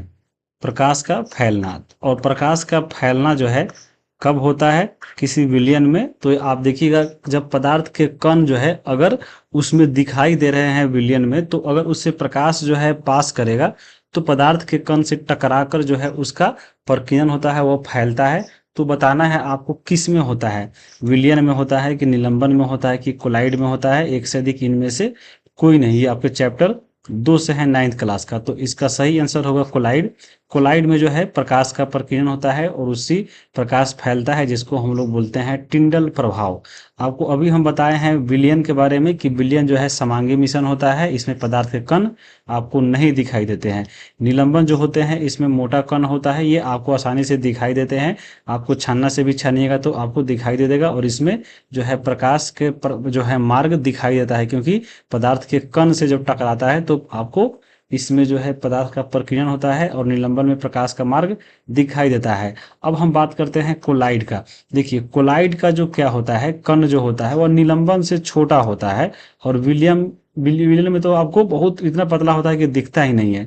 तो निलंबन का जो है कण थोड़ा मोटा होता है, और उससे थोड़ा सा कम जो होता है कोलाइड का होता है, और कोलाइड के यही कण जो है फैला देता है प्रकाश को, जिसको हम लोग टिंडल प्रभाव बोलते हैं। यहाँ पे आप देख सकते हैं यही सब जो है इसमें लिखा गया है कि कोलाइड के कण जो है विलयन में समान रूप से फैले होते हैं। निलंबन की अपेक्षा जो है इसका जो है कण में आकार छोटा होने के कारण ये जो है समांगी प्रतीत होता है, लेकिन यह वास्तविक से आपको वास्तविक में यह क्या होता है, तो विसमांगी मिश्रण होता है। कोलाइड की बात करें तो इसमें क्योंकि मोटा कण होता है, तो ये आपको क्योंकि छोटा होता है, थोड़ा सा मतलब पतला पतला कण होता है, तो ये आपको दिखेगा समांगी की तरह, लेकिन यह वास्तविक रूप से विसमांगी मिश्रण होता है।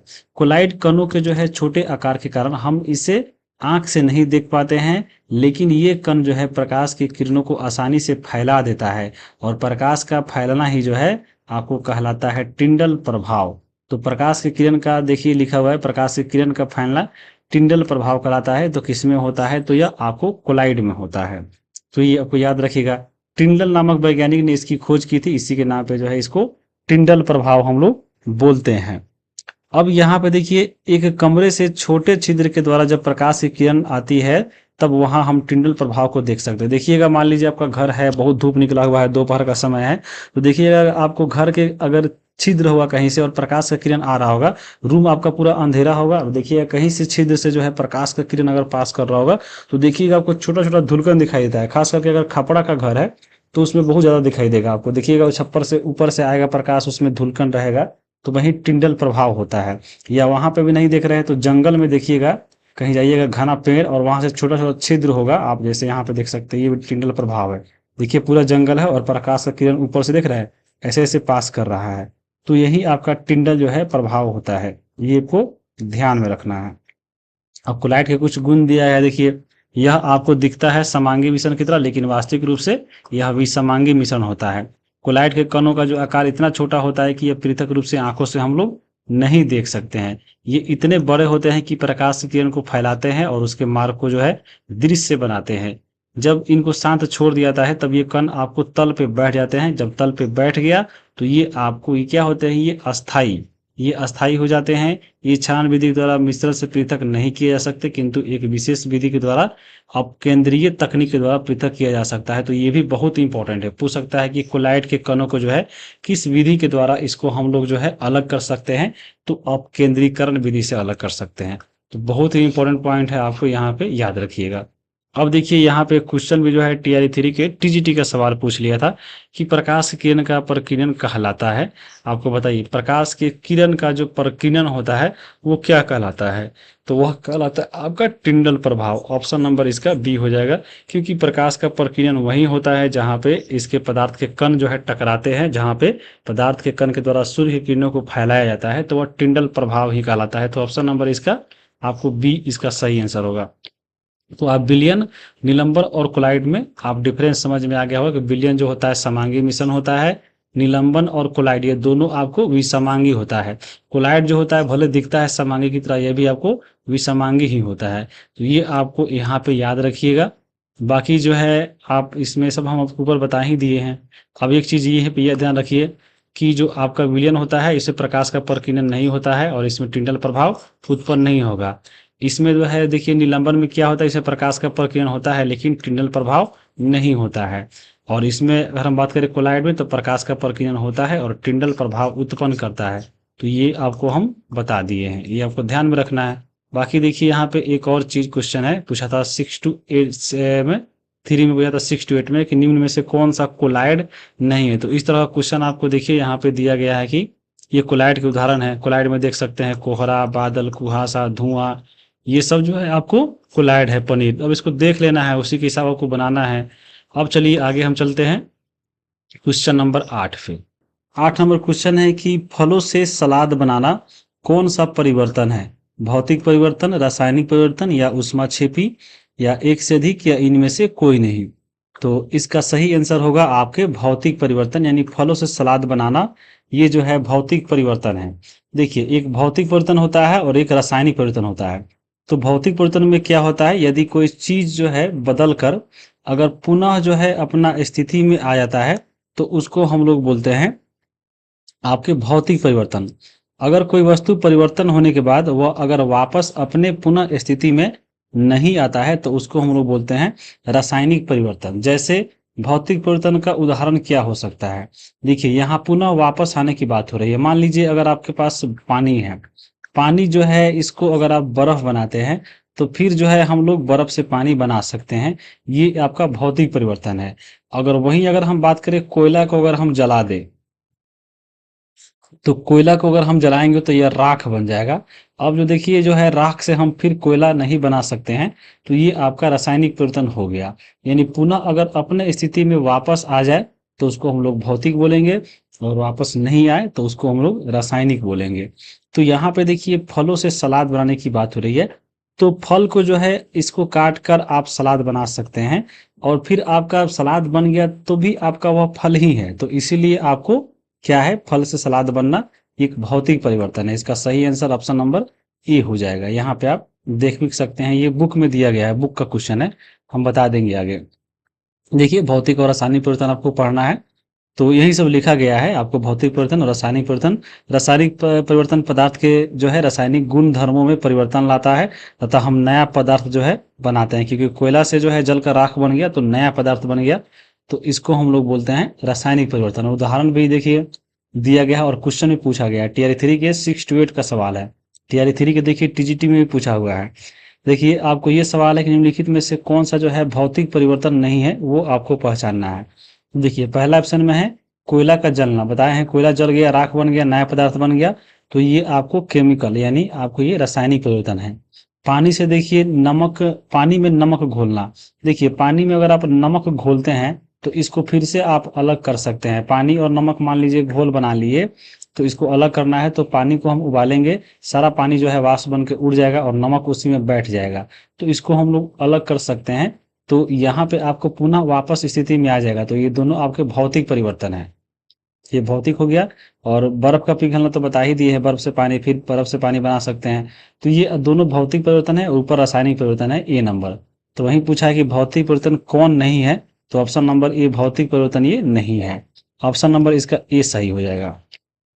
बाकी एक और देखिए अगला क्वेश्चन जो है, मोमबत्ती जलने के दौरान गतिविधियां कौन सी होती है, भौतिक परिवर्तन होगा कि रासायनिक परिवर्तन होगा, ये टीआरई 3 के टीजीटी का सवाल है। तो देखिए मोमबत्ती जलने के दौरान जो है यह दोनों क्रिया होता है, भौतिक परिवर्तन भी होता है, रासायनिक परिवर्तन भी होता है। ऑप्शन नंबर इसका डी होगा। कैसे होता है, तो देखिए अगर मोमबत्ती जलता है तो इसमें जो मोम होता है जो आपको गल रहा है, देखिए ये जो मोम है, तो मोम गलने के बाद देखिएगा ये आपको जो है नीचे इसमें आके नीचे नीचे गिरने लगता है, तो वो मोम जो है आपको पुनः अपने स्थिति में आ गया, तो यह आपका एक हो गया भौतिक परिवर्तन। और वहीं इसमें अगर हम बात करें, मोमबत्ती में जो बीच में धागा लगा रहता है, जो आपको इसमें धागा, तो ये जब जलता है तो ये जलने के बाद राख बनता है, इसलिए देखिएगा आपको मोम के साथ काला काला जो है उसमें दिखाई देगा। ये जो आप काला काला दिख रहे हैं किनारे किनारे, तो यही इसका राख होता है। तो ये आपको धागा जलने के बाद फिर आप धागा नहीं प्राप्त कर सकते हैं, तो इसीलिए एक रासायनिक हो गया। तो मोमबत्ती का जलना पूछे तो आपको क्या है, याद रखिएगा ये दोनों प्रक्रिया है। यहाँ पे देखिए लिखा भी गया है कि मोमबत्ती जलने की प्रक्रिया में भौतिक एवं रासायनिक परिवर्तन दोनों होता है। तो ये आप देख लिए, जब आप बुक पढ़िएगा एनसीईआरटी का, तो जो है यहाँ पे दिया गया है बहुत सारा उदाहरण और बताना है क्या है। तो देखिए भौतिक परिवर्तन में देखिए पेड़ों को काटना भौतिक परिवर्तन है, पेड़ों काटिएगा फिर लकड़ी ही मिलेगा। मक्खन का जो है एक बर्तन में पिघलना, फिर उसको आप जमा कर बना सकते हैं मक्खन। जल का उबाल कर वाष्प बनना, फिर वाष्प से जो है आप बना सकते हैं जल। जल में जो है साधारण नमक को घोलना, फिर नमक प्राप्त कर सकते हैं बाद में। फलों से सलाद बनाना, यही आपके एग्जाम में हो सकता है आ जाए, फलों से सलाद बनाना, ये भौतिक परिवर्तन है। रासायनिक परिवर्तन देखिए अलमारी में जंग लगना, अलमारी में जंग लग जाएगा तो उसमें फिर लोहा नहीं बनेगा, तो ये आपका रासायनिक परिवर्तन हो गया। विद्युत तरंग जल में प्रवाहित होना तथा उसका हाइड्रोजन और ऑक्सीजन गैसों में विघटित हो जाना, ये भी आपकी क्या है, रासायनिक परिवर्तन है। लकड़ी और कागज का जलना, ये आपको रासायनिक परिवर्तन के उदाहरण है। ये सभी आपके बुक में दिया गया, तो ध्यान में रखना है। अब देखिए क्वेश्चन नंबर यहाँ पे है 9, निम्नलिखित में से कौन से धातु होते हुए भी जो है कमरे के तापमान पे द्रव अवस्था में होता है, यानी कौन सा धातु बताना है कि जो कमरे के तापमान पे द्रव अवस्था में होता है। ऑप्शन आपके है पारा, ब्रोमीन, गैलियम, एक से अधिक इनमें से कोई नहीं। तो यहाँ पे इसका सही आंसर आपका ऑप्शन ए पारा होगा। पारा जो है एक धातु है, जो आपको धातु होते हुए भी ये आपको द्रव अवस्था में रहता है कमरे के तापमान पे। आप लोग हमेशा सुनते होंगे कि यहाँ कमरे के तापमान पर ये गैस द्रव है, तो वो है, ये है। कमरा का तापमान होता कितना है ये आप बताइए, एनसीईआरटी में ही मिलेगा। कमरा का तापमान जो होता है 303 केल्विन होता है, ये आपको ध्यान में रखिएगा। ब्रोमीन की बात करें, देखिए ब्रोमीन जो है धातु नहीं है, आपको अधातु है। यही अगर आपको क्वेश्चन पूछ देता निम्नलिखित में से कौन सा तत्व जो है कमरे के तापमान पर द्रव है, तो यहाँ पे इसका सही आंसर ऑप्शन नंबर डी हो जाता है। पारा और ब्रोमीन दोनों तत्व है, लेकिन पारा धातु है और ब्रोमीन आपके अधातु है, तो ये भी याद रखिएगा। और गैलियम की बात करें तो देखिए गैलियम जो है कमरे के तापमान पे द्रव अवस्था में नहीं होता है, कमरे के तापमान से थोड़ा ज्यादा पे होता है। तो ये आपको ध्यान में रखना है। ऑप्शन नंबर यहाँ पे क्वेश्चन जो है ध्यान से पढ़ना है। यहाँ पे क्या बोल रहा है, यहाँ पे धातु बोल रहा है, धातु पारा है। यहीं अगर धातु के जगह पर अगर तत्व होता तो ये आपको ऑप्शन नंबर डी हो जाता। तो ये आपको ध्यान में रखना है। जैसे यहाँ पे आप देख भी सकते हैं, बहुत क्वेश्चन यहाँ से पूछा भी गया है। देखिए अभी तक जो है क्या तत्वों की संख्या 100 से अधिक है, इनमें से 92 तत्व प्रकृति में जो है जबकि शेष जो है मानव निर्मित है। अधिकतर इनमें ठोस है। अब देखिए यहाँ पे बहुत इंपॉर्टेंट पॉइंट लिखा है कि 11 तत्व ऐसे हैं जो कमरे के तापमान पे गैस है। कितना, देखिए बहुत इंपॉर्टेंट है। 11 तत्व जो कमरे के तापमान पे गैसे हैं, 2 तत्व, एक पारा और जो आपका ब्रोमीन है, कमरे के तापमान पे द्रव अवस्था में होता है। तो याद रखिएगा 11 तत्व जो है आपको कमरे के तापमान पर गैस है, लेकिन 2 तत्व ऐसा है जो कमरे के तापमान पे द्रव अवस्था में होता है। और इस एक और चीज याद रखिएगा कि गैलियम और सीजियम तत्व जो है कमरे के तापमान से कुछ अधिक तापमान पे द्रव अवस्था ले लेते हैं। तो बहुत इंपॉर्टेंट है, गैलियम और सीजियम कमरे के तापमान से ज्यादा इसका होना चाहिए। और कमरे का तापमान देखिए यहाँ पे लिखा है कितना होता है, 303 केल्विन होता है। तो बहुत ही इंपॉर्टेंट पॉइंट था। बाकी यहाँ पे बुक में जो है पढ़ना है तत्वों के बारे में, आप यहाँ पे देख भी सकते हैं। तत्वों में ही जो है धातु अधातु उपधातु आते हैं। तत्व जो है सबसे पहले रॉबर्ट बॉयल पहले वैज्ञानिक थे जिन्होंने 1661 में सबसे पहले तत्व शब्द का प्रयोग किया था।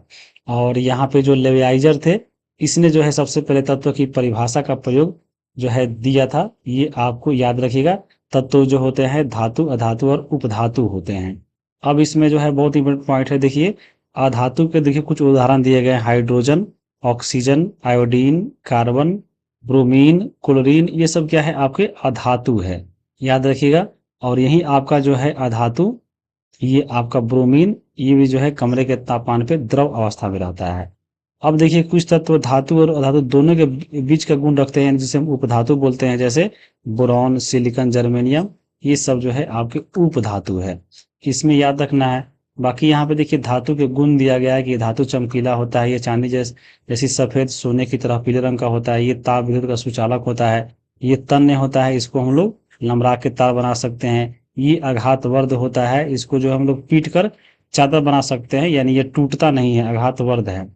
अब देखिए यहाँ पे ये प्रतिध्वनिया पूर्ण होती है, यानी इसको जब मारिएगा तो इसमें से आवाज निकलता है। सोना, चांदी, तांबा, लोहा, सोडियम, पोटेशियम इत्यादि जो है धातु के उदाहरण है। पारा जो है धातु होते हुए भी कमरे के तापमान पे द्रव है।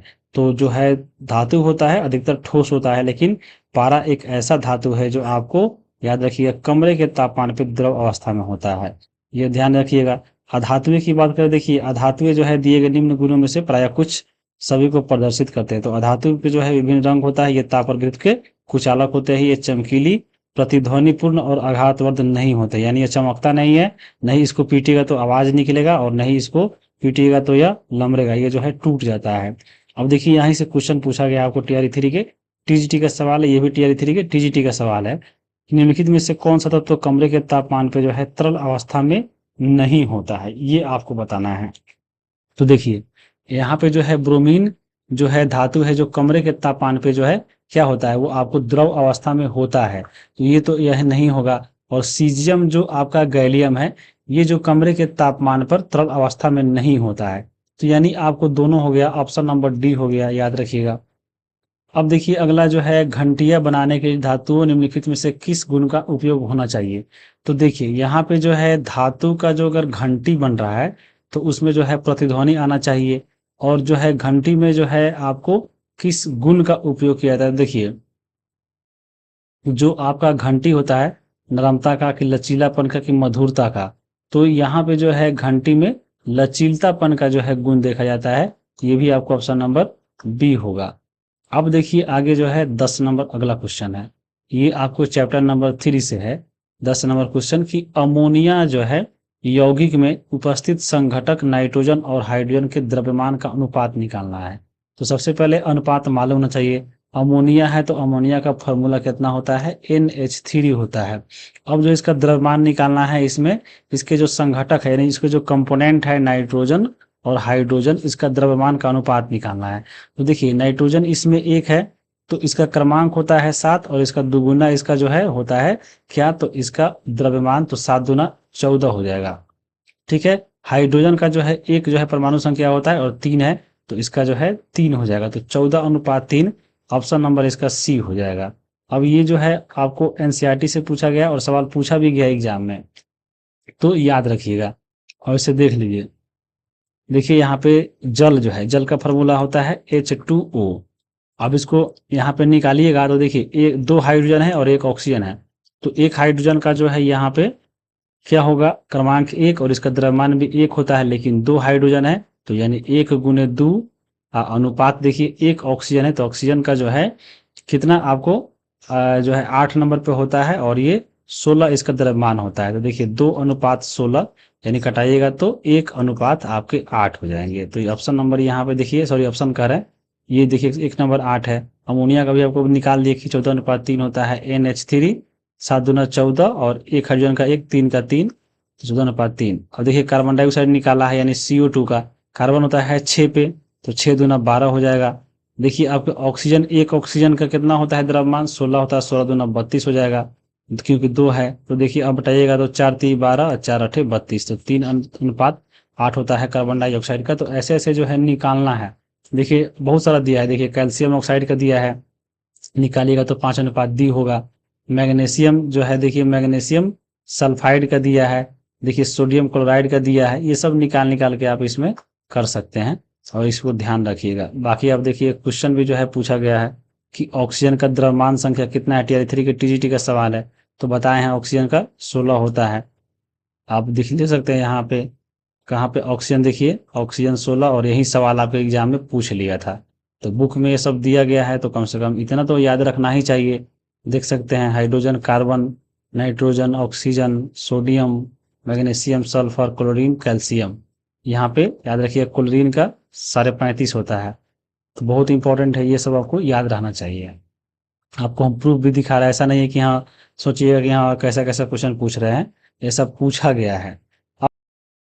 अब देखिए अगला क्वेश्चन है क्वेश्चन नंबर 11 कि किसी आणविक यौगिक का रासायनिक सूत्र उसके तत्व के किस गुण के द्वारा निर्धारित किए जाते हैं। तो देखिए किसी भी यौगिक का अगर हम रासायनिक सूत्र अगर निकालना है तो उसमें जो भी उपस्थित तत्व होते हैं उसका क्या देखा जाता है, उसी के आधार पर जो है उसका हम लोग फॉर्मूला निकालते हैं। तो पहला इसमें संयोजी इलेक्ट्रॉन, संयोजकता, आयोजक की संख्या।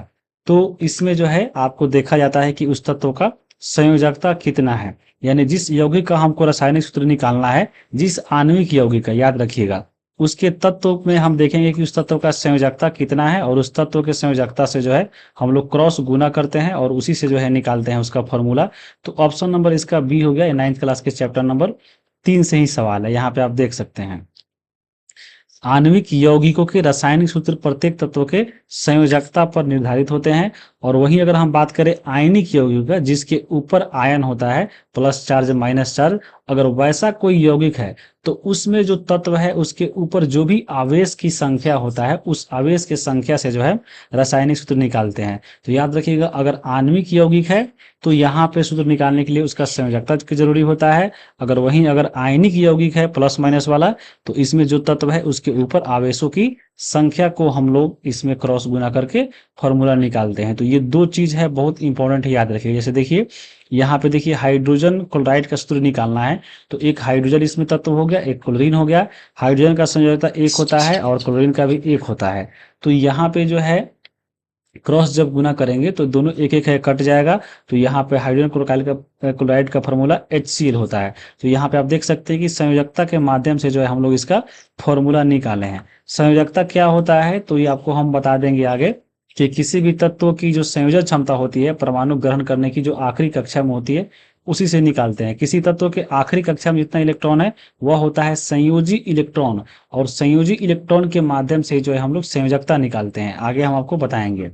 अब देखिए यहाँ पे आणविक यौगिक वाला देख लिए, देखिए यहाँ पे लिखा गया है।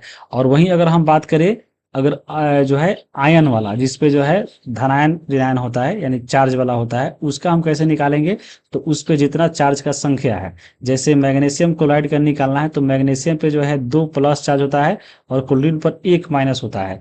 तो जितना आपका इसमें चार्ज जो है आपके इसके ऊपर चार्ज की संख्या है उसी से हम लोग इसके नीचे लिखकर गुना करेंगे। तो देखिए Mg का 2 हो गया, क्लोरीन का 1 हो गया, गुना करेंगे तो आपको तिरछा तिरछी, तो देखिए Mg पे 1 आएगा और Cl पे 2 हो जाएगा, तो MgCl2 जो है मैग्नीशियम क्लोराइड का फॉर्मूला हो गया। तो ऐसे जो है इसमें आपको याद रखना है। अब देखिए यहाँ पे रासायनिक सूत्र लिखते समय जो है कुछ नियमों का पालन करना चाहिए, और इसी नियम से जो है आपका एक एग्जाम में क्वेश्चन पूछ लिया था तियरी 3 के TGT का सवाल।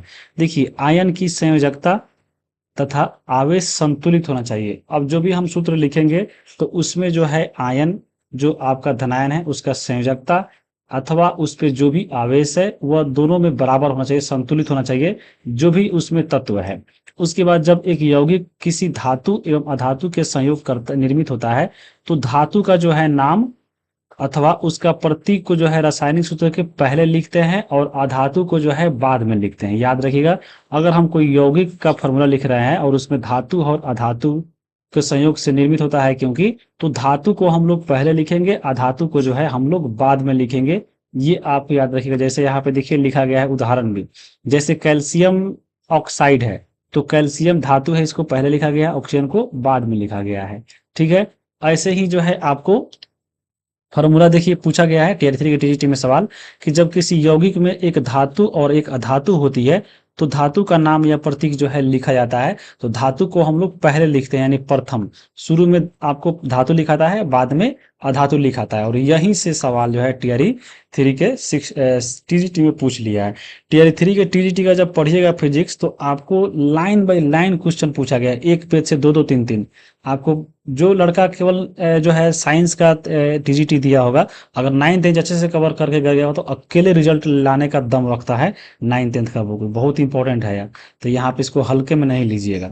अब यहाँ पे ये सब चीज जो है याद रखने का जरूरी होता है। अगला देखिए क्वेश्चन नंबर 12 है कि जॉन डाल्टन के परमाणु सिद्धांत के अनुसार निम्न में से कौन सा कथन जो है आपको परमाणु के बारे में गलत है, ये बताना है।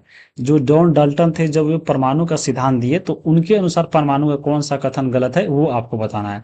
देखिए क्या जॉन डाल्टन ने परमाणु अविभाज्य सूक्ष्मतम कण है बोला था, तो ये बिल्कुल सही है। जॉन डाल्टन के अनुसार ये सही है। परमाणु के बारे में इनके द्वारा बोला गया था कि परमाणु जो है सबसे सूक्ष्मतम कण है, इसको जो है हम उसे छोटे भागों में नहीं तोड़ सकते हैं, यानी परमाणु अविभाज्य है, इसको हम लोग जो है नहीं बांट सकते हैं। दूसरा है कि यह परमाणु सिद्धांत 1808 में प्रस्तुत किया था, तो ये भी सही है, दोनों सही हो गया। परमाणु जो है धन आवेशित गोला है और इसमें जो है इलेक्ट्रॉन धसे होते हैं, तो ये गलत है।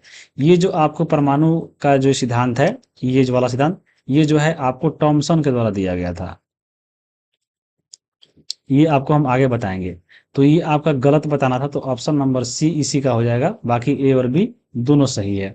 अब यहाँ पे आप देख भी सकते हैं, देखिए जॉन डाल्टन के परमाणु सिद्धांत के अनुसार सभी द्रव्य जो है तत्व यौगिक मिश्रण हो, वो जो है सूक्ष्म कणों से मिलकर बनते हैं जिसको परमाणु बोलते हैं। और डाल्टन के परमाणु सिद्धांत के अनुसार यहाँ पे देखिए क्या क्या बोला गया था।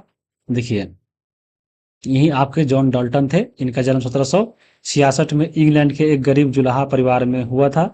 ये एक शिक्षक थे और 7 साल बाद इन्होंने जो है प्रिंसिपल बन गए। फिर 1793 में जॉन डाल्टन एक कॉलेज में गणित भौतिकी और जो है रसायन शास्त्र पढ़ाने के लिए मैनचेस्टर चले गए। वहां पर उन्होंने अपना जीवन अधिकांश समय शिक्षण कार्य में बिताया और 1808 में चलकर उन्होंने जो है परमाणु सिद्धांत को प्रस्तुत किया। तो पहला एक पॉइंट यहाँ से मिल गया। दूसरा देखिए यहाँ पे लिखा गया है कि सभी द्रव्य जो है परमाणुओं से निर्मित होते हैं जो रासायनिक अभिक्रिया में भाग लेते हैं। परमाणु जो है अविभाज्य सूक्ष्म कण है जो रासायनिक अभिक्रिया में न तो बनते हैं और न ही उसका विनाश होता है।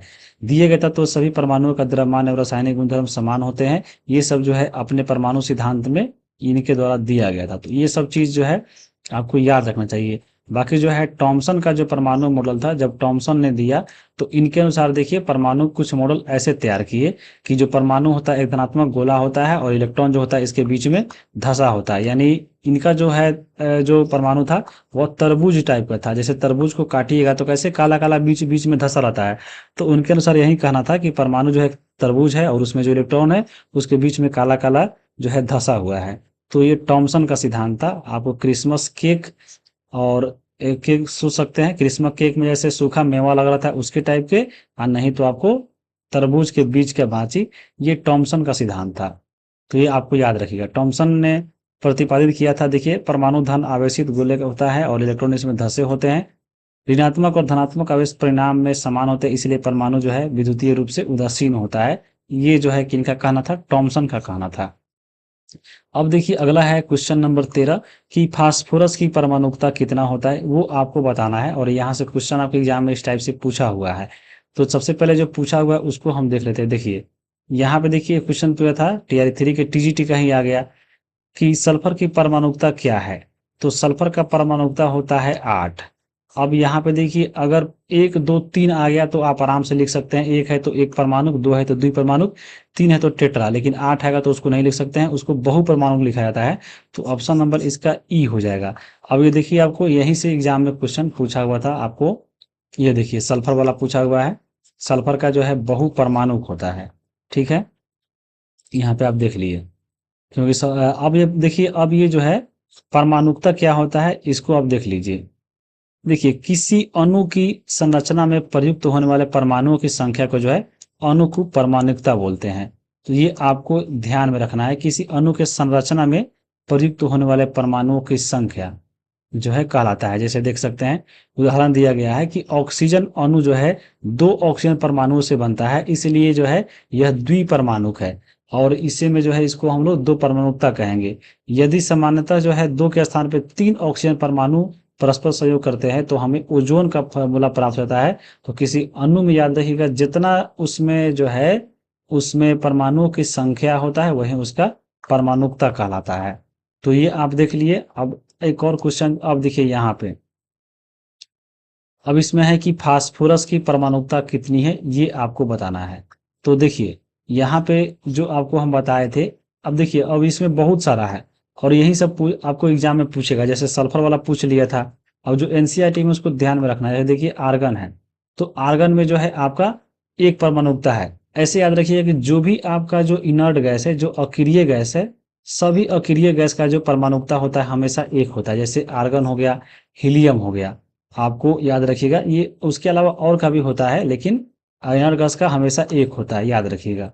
उसके बाद देखिए ऑक्सीजन है तो बताए हैं उदाहरण में ही दे गया। ऑक्सीजन में जो है O2 लिखते हैं तो इसमें 2 परमाणु हो जाएगा। अब देखिए नाइट्रोजन है, नाइट्रोजन में भी जो है आपको द्विपरमाणुक है। क्लोरीन जो है 2 परमाणुक है। फास्फोरस जो है आपको चतुर्परमाणुक है। इसे मतलब ये 4 परमाणु मिलकर बनता है। सल्फर जो है बहुपरमाणुक है।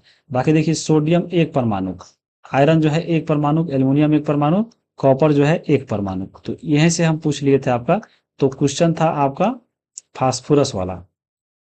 तो फास्फोरस की परमाणुकता जो है चतुर्थ परमाणु होता है, जो ऑप्शन नहीं है। तो ऑप्शन नंबर इसका ई हो जाएगा। तो ये आपको याद रखना है। अब चलते हैं आगे हम लोग। अब देखिए अगला क्वेश्चन है क्वेश्चन नंबर 14। निम्नलिखित में से कौन जो है सही सुमेलित है उसको बताना है। कॉलम 1 से कॉलम 2 को मिलाना है और बताना है कौन सा सही है। तो इलेक्ट्रॉन का खोज किसने किया? प्रोटॉन का, न्यूट्रॉन का, कैनाल का। खोजकर्ता कौन था वो आपको बताना है। तो यहाँ पे आप ऑप्शन देख लिए। देखिए जो इलेक्ट्रॉन का खोज वो किए थे जे थॉमसन ने, प्रोटॉन का खोज गोल्डस्टीन ने किए थे, न्यूट्रॉन का खोज जेम्स चैडविक ने, और कैनाल रे का खोज जो है गोल्डस्टीन ने किया था। ये सब के आपको सामने हो जाएगा जो पढ़िएगा चैप्टर नंबर 4 एनसीईआरटी में 9th क्लास में, तो वो मिला गया। यानी ऑप्शन नंबर ए जो है इसका आपको सही आंसर मिलेगा। अब देखिए ये कहाँ पे दिया गया है, तो आप पढ़िएगा जब चौथा चैप्टर में, तो शुरू में ही जो है यहाँ पे लिखा गया है कि 19वीं शताब्दी तक यह जान लिया गया था कि परमाणु जो है साधारण और अविभाज्य कण नहीं है, बल्कि इसमें कम से कम जो है ए अपरमाणु कण जरूर पाया जाता है, जिससे नाम दिया इलेक्ट्रॉन। और इसी आधार पे जो है आगे चलकर प्रोटॉन न्यूट्रॉन का जो है खोज किया गया था। शुरू में आप पढ़ रहे थे डाल्टन का परमाणु सिद्धांत। तो वहां पे आप लोग देखे थे कि डाल्टन ने बोला था कि परमाणु जो है अविभाज्य है, यानी इसको जो है अब इसके आगे हम लोग जो है नहीं बांट सकते हैं। लेकिन यहाँ पे आगे चलकर जो है जब टॉमसन आए तो टॉमसन ने जो है बोला कि जो आपको जो परमाणु आप लोग बोलते हैं कि ये अविभाज्य नहीं है, तो ये अविभाज्य कण नहीं है, यानी इसके अंदर भी जो है जरूर कुछ पाया जाता है। और आगे चलकर जो है इसे इलेक्ट्रॉन नाम दिया गया। तो इलेक्ट्रॉन जो है खोज आपको यही जे टॉमसन ने किया था।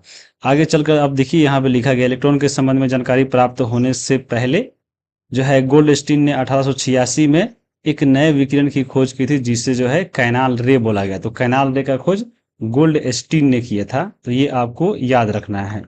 आगे जो है इससे जो है बहुत सारा क्वेश्चन आपको पूछा गया था एग्जाम में। एक और आपको यहाँ पे ध्यान में रखना है कि इलेक्ट्रॉन प्रोटॉन न्यूट्रॉन के बारे में, तो ये तो खोजकर्ता आप देख लिए। देखिए इलेक्ट्रॉन पे जो होता है -1 जो है इस पे आवेश होता है, प्रोटॉन पे +1 जो है इस पे चार्ज होता है। बाकी इसमें अगर हम बात करें द्रव्यमान का, तो देखिए इलेक्ट्रॉन का जो है द्रव्यमान जो है नगण्य होता है 0 और इस पे आवेश -1।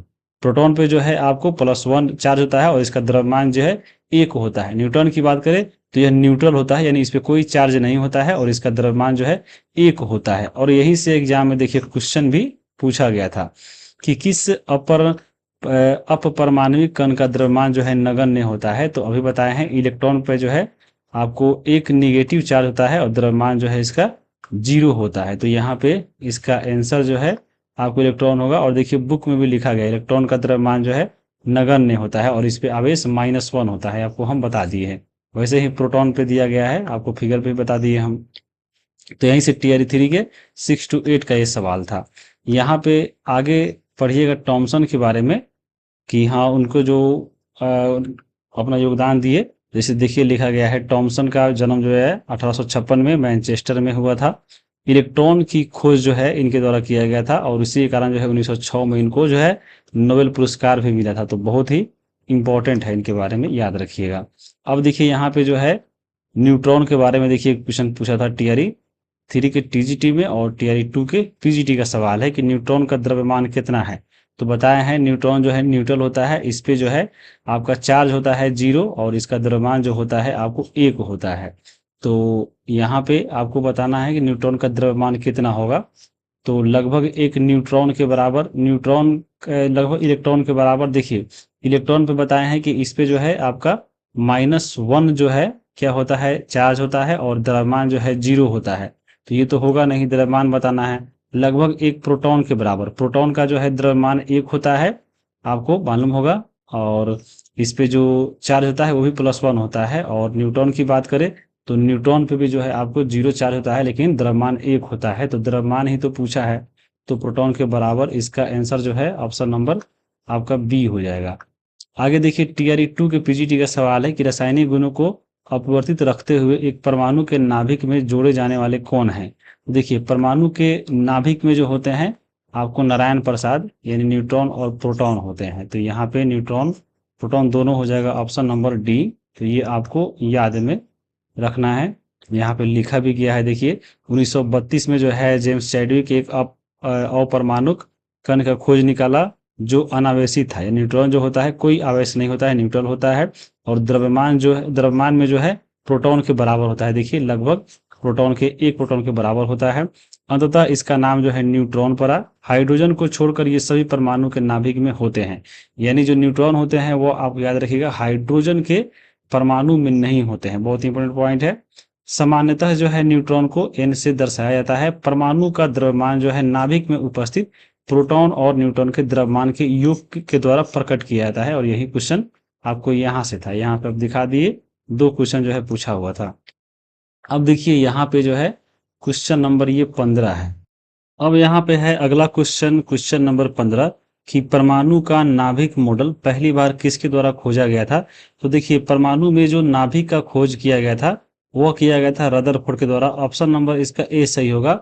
आप लोग सुनने भी होंगे कि हाँ रदरफोर्ड ने जो है अपना परमाणु मॉडल कैसे खोजा था। तो परमाणु के अंदर जो है सोने का पन्नी गुजारा था और उसके बीच में जो केंद्र में जो है कुछ जो है सोने के पन्नी टकरा कर वापस आ गया था। उससे यह सिद्ध हुआ था कि यहाँ पे जो परमाणु होता है आपको बहुत जगह खाली होता है, सोने का पानी आर पार हो जाता है, लेकिन बीच में जो है कुछ ना कुछ बिंदु है जहां से सोने का पानी जाता है। तो इसको पार नहीं करके ये जो है टकरा कर फिर वापस आ जाता है इसी बिंदु पर। तो यहाँ पे इसी का जो है नाम दिया गया था नाभिक। तो यहाँ पे ये खोज किसने किया था, आपको रदरफोर्ड ने किया था। ऑप्शन नंबर इसका ए सही होगा। और ये 9th क्लास के चैप्टर नंबर 4 पे है।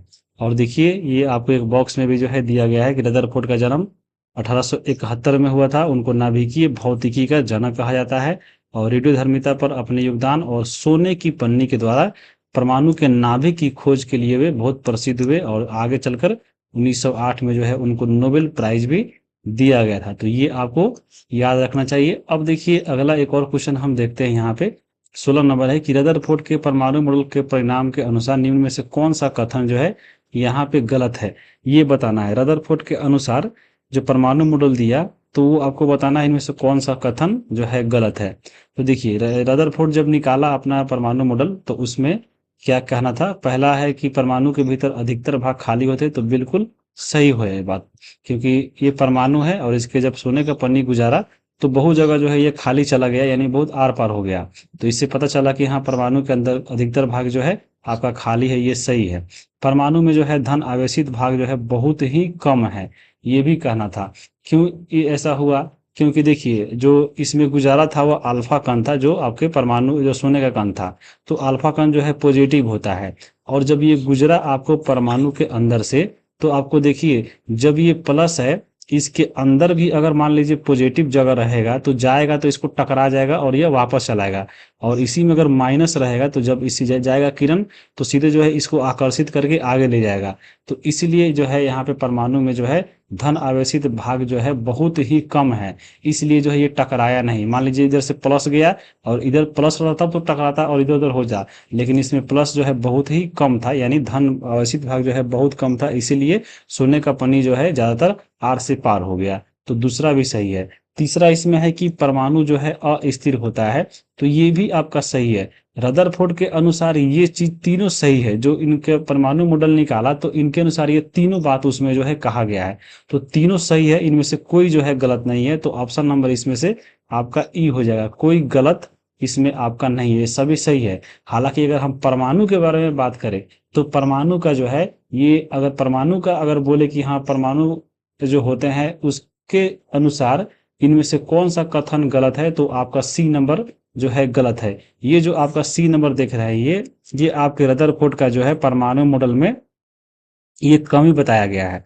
रदरफोर्ड के जो कमी परमाणु मॉडल में कमी कौन सा था, तो यही था, परमाणु जो है अस्थिर होता है। लेकिन सच्चाई की बात करें तो परमाणु जो है अस्थायी होता है, परमाणु अस्थिर नहीं होता है, ये कमी में आता है। हालांकि रदरफोर्ड के अपने परमाणु मॉडल में जो है ये तीनों बात दिया गया था, तो ये भी आपका याद रखिएगा। पर यहाँ पे लिखा गया है कि रदरफोर्ड के परमाणु मॉडल के परिणाम के अनुसार निम्न में से कौन सा कथन असत्य है, तो ये आपको ध्यान में रखना है, ठीक है। अब चले हैं यहाँ पे, जैसे देखिए यही परमाणु मॉडल था, सोने की परत जो है देखिए आपको परमाणु से गुजार रहा है, तो देख रहा है यहाँ देखिए यह जो है परमाणु है, तो परमाणु के आर पार हो गया, क्योंकि इसके बीच में जो है केंद्र नहीं था, यानी पूरा खाली जगह था। अल्फा कण यानी पॉजिटिव गया, और इसमें क्योंकि माइनस ज्यादा है इसलिए इसको ज्यादा खींच लिया, पॉजिटिव तो इसको टकरा जाता। तो आगे चलकर देखिए अब यहाँ पे देखिए ये केंद्र है, देखिए यहाँ पे जाके टकराया केंद्र से थोड़ा सा नीचे, तो ये विचलित होकर इधर आ गया। क्योंकि यहाँ पे क्यों टकराया है, तो यहाँ पे जो है जा रहा है पॉजिटिव चार्ज, और इसके अंदर भी जो है यहाँ पे पॉजिटिव होता है। नारायण प्रसाद में आपको मालूम होगा इसका आवेश कितना होता है, +1 होता है, तो जाके प्लस टकरा गया इसलिए विचलित हो गया। तो इससे पता चल गया कि हाँ बीच में जो है जरूर कुछ ना कुछ है, और उसी का नाम दिया गया नाभिक। उसके बाद देखिए ये जो है एकदम सामने सामने जाकर टकरा रहा है केंद्र से, और फिर उसी बिंदु पे जो है वापस आ जा रहा है। तो केंद्र में ही जो जाकर टकरा रहा है, तो केंद्र में ही परमाणु का नाभिक होता है, इससे ये पता चला। तो देखिए यहाँ पे इसी तर्क के अनुसार अल्फा कण पर किरण प्रयोग के आधार पर रदरफोर्ड ने क्या परिणाम निकाला। पहला परिणाम था कि परमाणु के भीतर अधिकतर भाग खाली होते हैं, तभी तो आर पार हो गया, क्योंकि अधिकतर जो है अल्फा कण बिना विक्षेपित हुए सोने की पन्नी से पार हो गया। क्योंकि अल्फा कण पे जो पॉजिटिव चार्ज था वो आपको सीधा पार कर गया, क्योंकि इसके अंदर जो क्या था पॉजिटिव था, वो उसको जो है विचलित नहीं किया। सॉरी, अगर पॉजिटिव चार्ज रहता तो वहां पे उसको विचलित करता, लेकिन पॉजिटिव चार्ज उतना नहीं था, खाली था। बहुत कम जो है अपने मार्ग में विक्षेपित होते हैं, जिससे यह ज्ञात होता है कि परमाणु के अंदर जो है बहुत ही कम आपका धनावेशित यानी पॉजिटिव भाग है। तो ये आपको याद रखिएगा, आपको मालूम होगा पॉजिटिव और पॉजिटिव यानी सेम जो जात का होता है, वो जब आपको आपस में आता है तो टकराता है तो विचलित होता है। और अगर विषम जात का है यानी प्लस माइनस है, तो वो दोनों को आकर्षित करता है। तो यहाँ पे प्लस तो है ही आपका अल्फा कण, और प्लस रहता इसके अंदर तो उसको क्या होता, वो आपको विक्षेपित करता, लेकिन माइनस है तभी तो इसको पूरा आर पार करा दे रहा है। तो यहाँ पे ये ध्यान में रखना है। तीसरा है कि बहुत कम अल्फा कण जो है 180 डिग्री पर विक्षेपित हुए, जिससे यह संकेत मिलता है कि सोने के परमाणु का पूर्ण जो है धनावेशित भाग और द्रव्यमान जो है परमाणु के भीतर बहुत कम आयतन में सीमित है, यानी उसके अंदर, यानी जो आपका इधर से परमाणु है बीच में केंद्र है, तो 180 डिग्री पे बहुत ही कम है, जो इसको पार किया, क्योंकि 180 डिग्री पे गया तो इसको केंद्र मिला और वहीं से टकरा कर भी वापस आ गया, तो बहुत ही वैसा कम भाग था। इससे पता चला कि हाँ यहाँ पे पॉजिटिव जा रहा है तो पॉजिटिव ही बीच में होगा, इसलिए जो है इसको टकरा कर वापस भेज दिया है। तो ये आपको ध्यान में रखना है इस चीजें। अब देखिए आगे। अब देखिए रदरफोर्ड के परमाणु मॉडल का जो कमी था, जो आपको हम बता रहे थे, इसका जो है कमी क्या था। रदरफोर्ड का मानना था कि जो परमाणु में जो आपके इलेक्ट्रॉन होते हैं वो जो है अपने कक्षा में जो है ऐसे गति कर रहे हैं। इनका मानना था कि कक्षा में ऐसे गति कर रहे हैं और गति करते करते यहाँ पे क्या होगा कि इसे, क्योंकि ये त्वरण कर रहा है यानी गति कर रहा है, तो गति करते करते जो है इसका जो ऊर्जा होगा वो उसमें कमी आएगा, और ऊर्जा कमी आते आते ये जो है बीच में आपको चला गया। ऐसे मान लीजिए यहाँ से ये चला, ऐसे से चलते चलते चलते चलते पहले नाचा, फिर धीरे धीरे धीरे धीरे चलते चलते ये आके अगर बीच में केंद्र में गिर जाएगा। इनके अनुसार ये मानना था, क्योंकि इसके रास्ते में चलते चलते जो है इसका ऊर्जा में कमी आएगा और ये जाकर जो है केंद्र में गिर जाएगा। ये कहना था रदरफोर्ड का। रदरफोर्ड का यही मानना था कि यहाँ पे कोई भी आवेशित जो है कण गोलाकार कक्ष में त्वरित होगा यानी चलेगा, तो त्वरण के दौरान आवेशित कणों से जो है ऊर्जा विकिरण होगा यानी निकलेगा। इस प्रकार अस्थायी कक्ष में घूमता हुआ इलेक्ट्रॉन अपनी ऊर्जा विकिरित करेगा और नाभिक से जाकर टकरा जाएगा, और अगर ऐसा होता है तो परमाणु स्थिर हो जाएगा। लेकिन ये जो है गलत है, परमाणु क्या है, अस्थायी होता है। तो ये कहा था किसने, रदरफोर्ड का ये कमी है, ये जो है ऐसा नहीं होता है। हमेशा जो है परमाणु अपने कक्ष में चारों तरफ चक्कर लगाते रहता है, वो जाके गिरता नहीं है। तो ये आपको ध्यान रखिएगा। और इसी को जो है आगे जाके दूर किया था नील्स बोर ने। तो नील्स बोर के बारे में भी पढ़ सकते हैं थोड़ा सा। नील्स बोर का जन्म देखिए 1885 में कोपेनहेगन में हुआ था। उसके बाद यहाँ पे देखिए 1922 में उनको जो है परमाणु संरचना पर अपने योगदान के लिए नोबेल पुरस्कार भी मिला। प्रोफेसर बोर के विविध लेखों पर जो है कुछ पुस्तकें दी गई है जो बहुत इंपॉर्टेंट है, याद रखिएगा। इनके द्वारा देखिए 3 पुस्तकें, the theory of spectra and atomic constitution, atomic theory, और यहाँ पे है द डिस्ट्रीब्यूशन ऑफ नेचर। तो ये पूछ सकता है एग्जाम में कि हाँ किसने लिखा है, तो याद रखिएगा। अब देखिए यहाँ पे जो है अगला क्वेश्चन है, क्वेश्चन नंबर 17 कि एम कक्ष में शामिल होने वाले इलेक्ट्रॉनों की अधिकतम संख्या कितना है। तो ये आपको कैसे बनेगा, देखिए जो परमाणु होता है आपको इसमें बीच में मान लीजिए केंद्र है और उसके किनारे किनारे जो है कक्षा होता है, उसमें कितना इलेक्ट्रॉन होता है वो आपको निर्धारित करना होता है। तो यहाँ पे अब हम चलिए पहले देख समझा देते हैं। जैसे देखिए ये जो है नील्स बोर के अनुसार बताया गया था कि जो है परमाणु मॉडल में कक्षा में कितने इलेक्ट्रॉन होते हैं। तो देखिए बोर का परमाणुिक मॉडल यहाँ पे दिया गया है, इसको बोर्स बोरी बोलता है, बोरी। तो जैसे देखिए परमाणु कक्ष में क्या होता है, सबसे पहले ये नाभिक हो गया, उसके बाद जो है कक्ष है, ये पहला कक्ष है, ये दूसरा है, तीसरा है, ये चौथा है। तो जो पहला कक्ष होता है उसको हम लोग के बोलते हैं, ये के है। उसके बाद जो दूसरा है उसको हम लोग एल बोलते हैं, इसके बाद तीसरा एम, और आपका जो चौथा है उसको हम लोग बोलते हैं एन। तो ऐसे जो है होता है। अब इसका एक फार्मूला होता है कि हाँ किस कक्ष में कितना इलेक्ट्रॉन है। तो उसके लिए फार्मूला आपका क्या होता है, 2n² होता है, याद रखिएगा 2n²। एन जो होता है यहाँ पे कक्षा की संख्या होता है। जैसे मान लीजिए एम का पूछा था, तो देखिए एम जो है 1 2 तीसरा कक्षा है, तो 2 गुने एम जो है तीसरा कक्षा है तो 3 का स्क्वायर, यानी 3 3 9 9 दूना 18, यानी एम कक्षा में अधिकतम जो है आपको 18 इलेक्ट्रॉन रह सकता है। के में अगर बात करें के में कितना होगा, तो देखिए 2n² यानी 2 गुने के, क्योंकि पहला कक्षा है तो 1 का स्क्वायर 1 होगा, तो यहाँ पे 2 इलेक्ट्रॉन पहली कक्षा में रहेगा। तो ऐसे जो है पूछता है एग्जाम में, तो यहाँ पे आप देख भी सकते हैं। वही क्वेश्चन यहाँ पे था कि एम कक्ष में शामिल होने वाले इलेक्ट्रॉनों की संख्या कितना है, तो पहला कक्षा के, दूसरा एल, तीसरा यहाँ पे एम होता है। 2n² फॉर्मूला होता है, तो 2 गुण एन जो है तीसरा है तो 3 का स्क्वायर, 3 3 9 9 दूना 18, तो 18 इलेक्ट्रॉन। ऑप्शन नंबर यहाँ पे इसका बी हो जाएगा, ये समझ लिए होंगे। अब देखिए यहाँ पे सारा निकाल के दिखाया गया। जैसे देखिए एन जो है पहला कक्ष है, तो यहाँ पे जो के कक्ष है उसमें कितना इलेक्ट्रॉन होगा, तो 2 होगा। दूसरा अगर एन है तो 2n² 2 दूना 4 दूना 8 होगा। तीसरा यहाँ पे 18 होगा, क्योंकि एन एम जो होता है 3 होता है तो 18 होगा। तो उसके बाद जो है अगर चौथा कक्षा में एन की बात करें तो 4 चौके 16 दूना 32 होगा। तो ऐसे जो है इसमें बांटा गया है। तो ये आपको याद रखिएगा इलेक्ट्रॉनों की अधिकतम संख्या कक्षा में कितना होता है। अब बाकी देखिए यहाँ पे जो है बोर बोरी के अनुसार ही ये सब जो बताए हैं आपको उसी में था, लिखा गया है कि तो देखिए इस नियम के अनुसार जो है यानी बोर जो स्कीम है उसके अनुसार किसी कक्षा में उपस्थित अधिकतम इलेक्ट्रॉनों की संख्या का सूत्र होता है 2n², जहां पे n होता है कक्षा की संख्या होता है, ये ऊर्जा स्तर होता है। 2 नंबर है कि सबसे बाहरी कोश में इलेक्ट्रॉनों की अधिकतम संख्या जो है कितनी हो सकती है, तो 8 हो सकती है।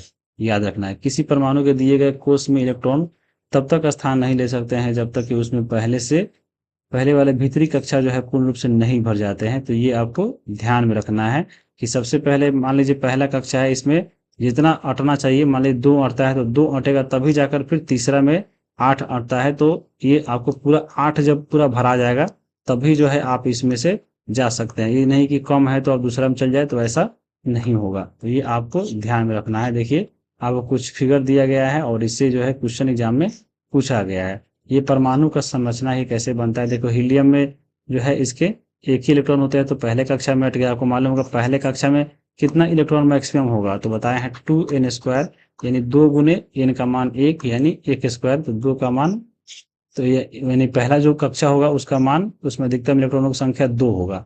तो हाइड्रोजन में 1 होता है। हीलियम में देखिए आपका अंतिम कक्षा में 2 इलेक्ट्रॉन है, तो ये आपसे फिगर बनेगा। लिथियम में आपको देखिए 3 इलेक्ट्रॉन होता है, तो आपको पहला कक्षा में ये 2 आ गया और इसमें से भर गया पहला कक्षा, तो ये चला गया जो है दूसरा कक्षा में।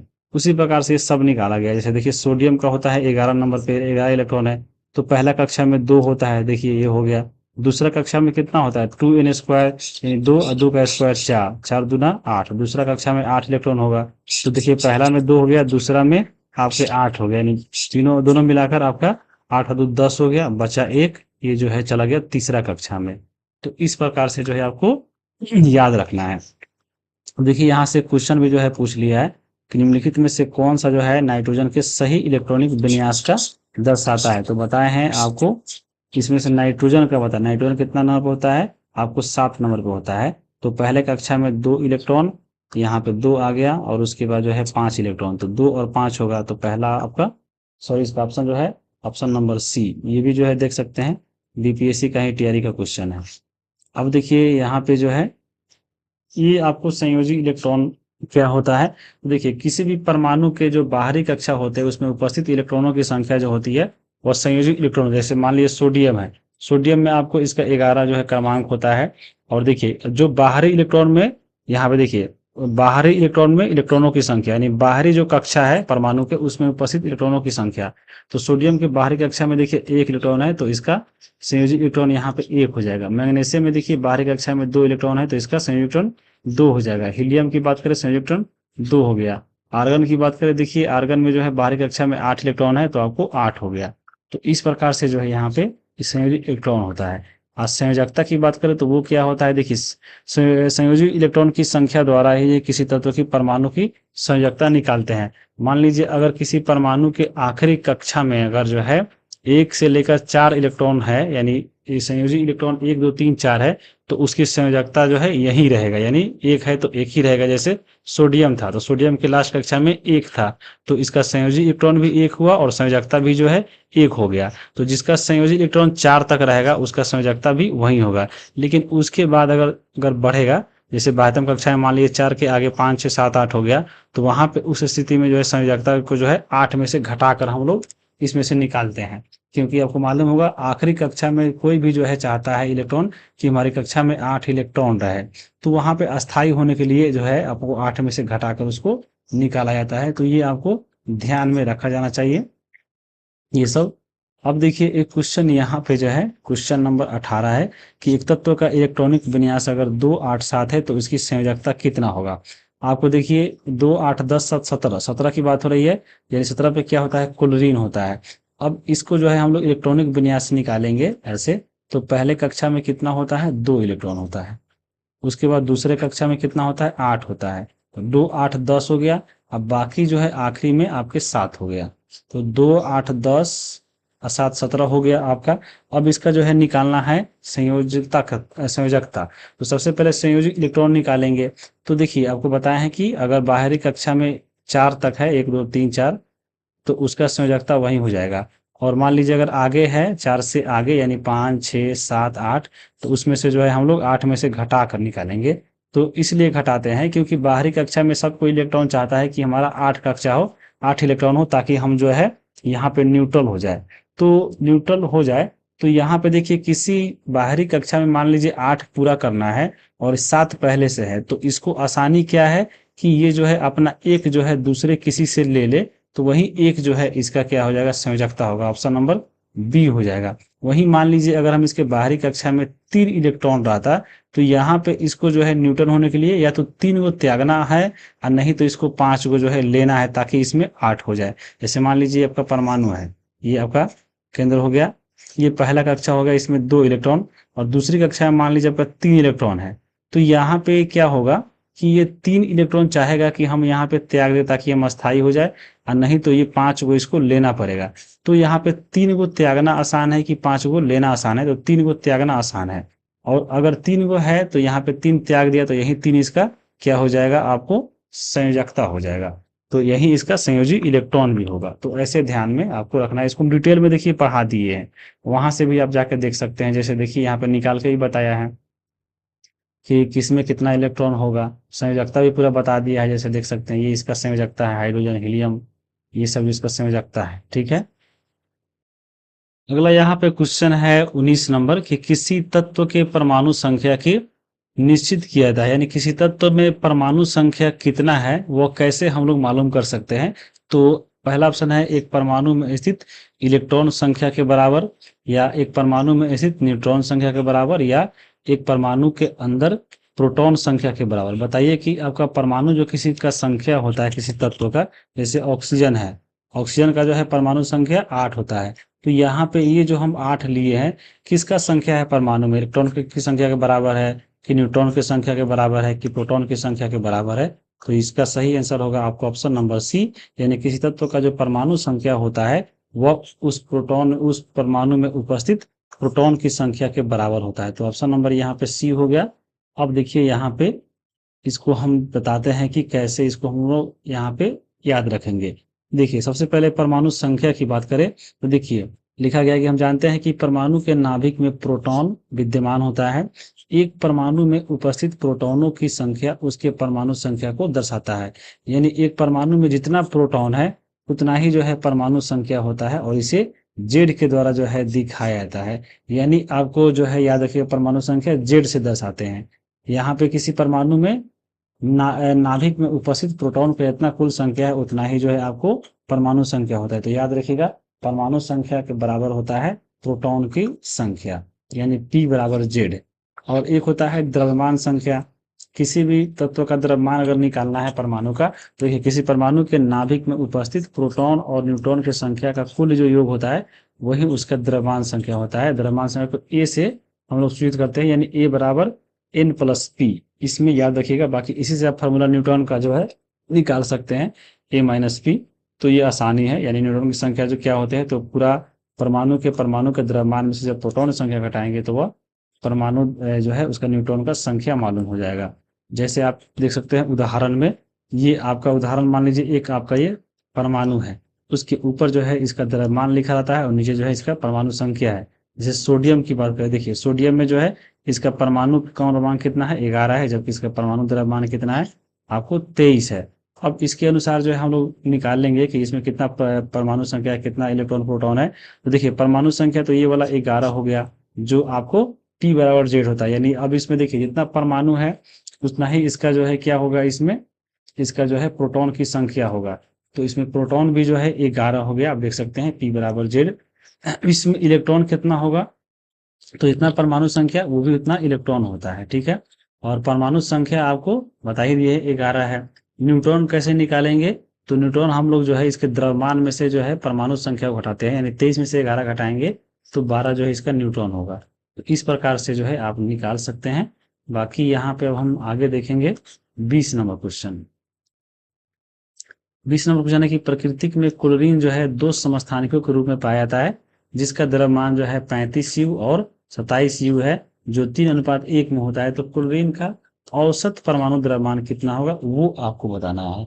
तो आपको समस्थानिक के बारे में पढ़ना था इस बुक में, तो हम इसको भी आगे बात करेंगे। लेकिन यहाँ पे ये बताइए कि इसका औसत द्रव्यमान कितना होगा क्लोरीन का।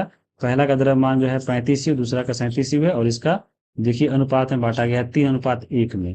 तो ये आपको बुक का ही सवाल है, आपको यहाँ पर देख सकते हैं। सबसे पहले समस्थानिक समझ लिए। समस्थानिक क्या होता है? तो देखिए, एक ही तत्व के परमाणु जिसकी परमाणु संख्या समान लेकिन द्रव्यमान भिन्न भिन्न होता है तो उसको हम लोग समस्थानिक बोलते हैं। यानी यहाँ पे परमाणु संख्या अगर हो, बहुत सारा वस्तु जो है परमाणु है जिसका परमाणु संख्या एक ही है लेकिन उसका जो है द्रव्यमान अलग अलग है, तो यहाँ पे याद रखिएगा कि एक ही तत्व के परमाणु जिनकी परमाणु संख्या समान हो लेकिन द्रव्यमान संख्या भिन्न हो उसे हम लोग समस्थानिक बोलते हैं। जैसे हाइड्रोजन की बात करें, देखिए हाइड्रोजन का परमाणु क्रमांक सब जगह एक होता है लेकिन इसका जो द्रव्यमान देखिएगा तो आपको H2 भी होता है, H3 भी होता है। तो पहला जो होता है H1 जो हाइड्रोजन होता है उसमें प्रोटॉन संख्या देखिए, यहाँ आपको एक बराबर एक यहाँ पे तो हो जाएगा, इलेक्ट्रॉन भी एक हो जाएगा लेकिन न्यूट्रॉन जीरो होगा क्योंकि दोनों को घटा कर निकालते हैं। तो ऐसे ऐसे जो है आपको निकालना है। जैसे आपको यहाँ पे फिगर में देख सकते हैं, जैसे कार्बन ही है तो कार्बन के दो समस्थानिक होते हैं, एक C12 और C14, यहाँ पे याद रखिएगा, ठीक है। अब देखिए आगे यहाँ पे लिखा गया है कि यहाँ पे क्लोरीन के बारे में बताया था, जो सवाल था क्लोरीन जो है देखिए दो समस्थानिक होता है आपका क्लोरीन का, एक क्लोरीन 17 और एक क्लोरीन देखिए यहाँ पे समस्थानिक है तो दोनों का यहाँ पे जो दोनों का परमाणु क्रमांक है आपका सेम रहेगा लेकिन इसका द्रव्यमान अलग अलग रहेगा। तो देखिए एक क्लोरीन का 35 द्रव्यमान है, दूसरा का यहाँ पे 37 है, लेकिन इसको जो है हम लोग यहाँ पे 3:1 में निकालना है कितना होगा। तो देखिए यहाँ पे लिखा गया है कि 35 गुने ये आपका 3:1 जो एक होता है 3:1, यानी इसको तो बोल सकते हैं यानी 75/100 और इसको जो है 25/100। तो उसी से अगर हम निकालेंगे इसको कि यहाँ 35 वाला जो है इसमें आपका 75/100 दिया है यानी 3:1 में है ये, तो ऐसे हम इसको गुना करके निकालेंगे तो आपको यहाँ पे सारे 35 U आएगा। तो यहाँ पे अगर अगर समस्थानिक हो वहां पे तो याद रखिएगा उसके दोनों को जो है इसी प्रकार से वहां पे अनुपात भी दिया रहेगा, उसके हिसाब से जो है हम लोग उसका यहाँ पे निकाल सकते हैं परमाणु द्रव्यमान। तो इसका सही आंसर आपको क्या होगा? 35.5 ऑप्शन नंबर इसका बी हो जाएगा। इसको आपको याद रखना है। समस्थानिक समझ लिए कि आपका जो है इलेक्ट्रॉन या जो परमाणु संख्या है बराबर और द्रव्यमान संख्या भिन्न भिन्न हो। बाकी यहाँ पे देखिए कुछ पॉइंट यहाँ पे दिया गया है कि बहुत से तत्वों में समस्थानिक का जो है मिश्रण भी होता है। किसी तत्व का प्रत्येक समस्थानिक जो है शुद्ध पदार्थ होता है। समस्थानिकों के रासायनिक गुण समान लेकिन भौतिक गुण अलग अलग होते हैं, और यही क्वेश्चन यहाँ पे पूछ लिया था टीआर 3 के टीजीटी में कि आइसोटोप की विशेषता क्या है। तो देखिए यहाँ पे रासायनिक गुण समान और भौतिक गुण अलग अलग। तो यहाँ पे देखिए आपको भौतिक गुण जो है अलग अलग है और समान रासायनिक गुण, देखिए यहाँ पे रासायनिक गुण समान लेकिन भिन्न जो है भौतिक गुण है। तो ऑप्शन नंबर यहाँ पे ए ही मिलेगा, 88 का ए हो जाएगा। और द्रव्यमान आपको हम बता ही दिए कि औसत द्रव्यमान पूछेगा तो इसी प्रकार निकाला जाता है। एक होता है आपका समभारिक। जैसे अगर हम बात करें समभारिक का, देखिए समभारिक क्या होता है तो इसी में छुपा हुआ है समभार, यानी किसी परमाणु का अगर भार समान है और परमाणु संख्या अलग अलग है तो उसको हम बोलते हैं समभारिक। यानी वैसा दो तत्व जिसका भार बराबर हो और उसमें जो आपका परमाणु संख्या है वो अलग अलग होता है तो उसको हम बोलते हैं समभारिक। जैसे उदाहरण देख सकते हैं यहाँ पे कैल्शियम का, देखिए कैल्शियम का जो है परमाणु संख्या 20 है होता है और आर्गन का 18। देखिए दोनों का परमाणु संख्या जो है अलग अलग है लेकिन जो इसका द्रव्यमान है वो दोनों बराबर है 40-40। तो इसको हम लोग क्या बोलेंगे? समभारिक। जैसे यहाँ पे आप ऑप्शन में देख सकते हैं क्वेश्चन पूछा था टीआर 3 के टीजीटी में कि निम्नलिखित में से कौन सा जोड़ा आइसोबर का प्रतिनिधित्व करता है। तो यहाँ पे बताना है कि सबसे पहले भार बराबर होना चाहिए, ये तो होगा नहीं। ये देखिए आपका जो है बी नंबर ऑप्शन देखिए 40 है 40 है, ये भी आपका बराबर है, और सी नंबर 40-40 है तो ये भी तो नहीं होगा। बाकी यहाँ पे ऑप्शन नंबर जो बी है वही इसका सही आंसर होगा, तो 89 का आपका बी हो गया। तो ऐसे ही आपको देखना था और याद करना था कि क्या होता है आपको संभारिक। और इसी के साथ जो है यह वीडियो समाप्त होता है। मिलते हैं अगले वीडियो में, तब तक के लिए आप सभी को बहुत बहुत धन्यवाद।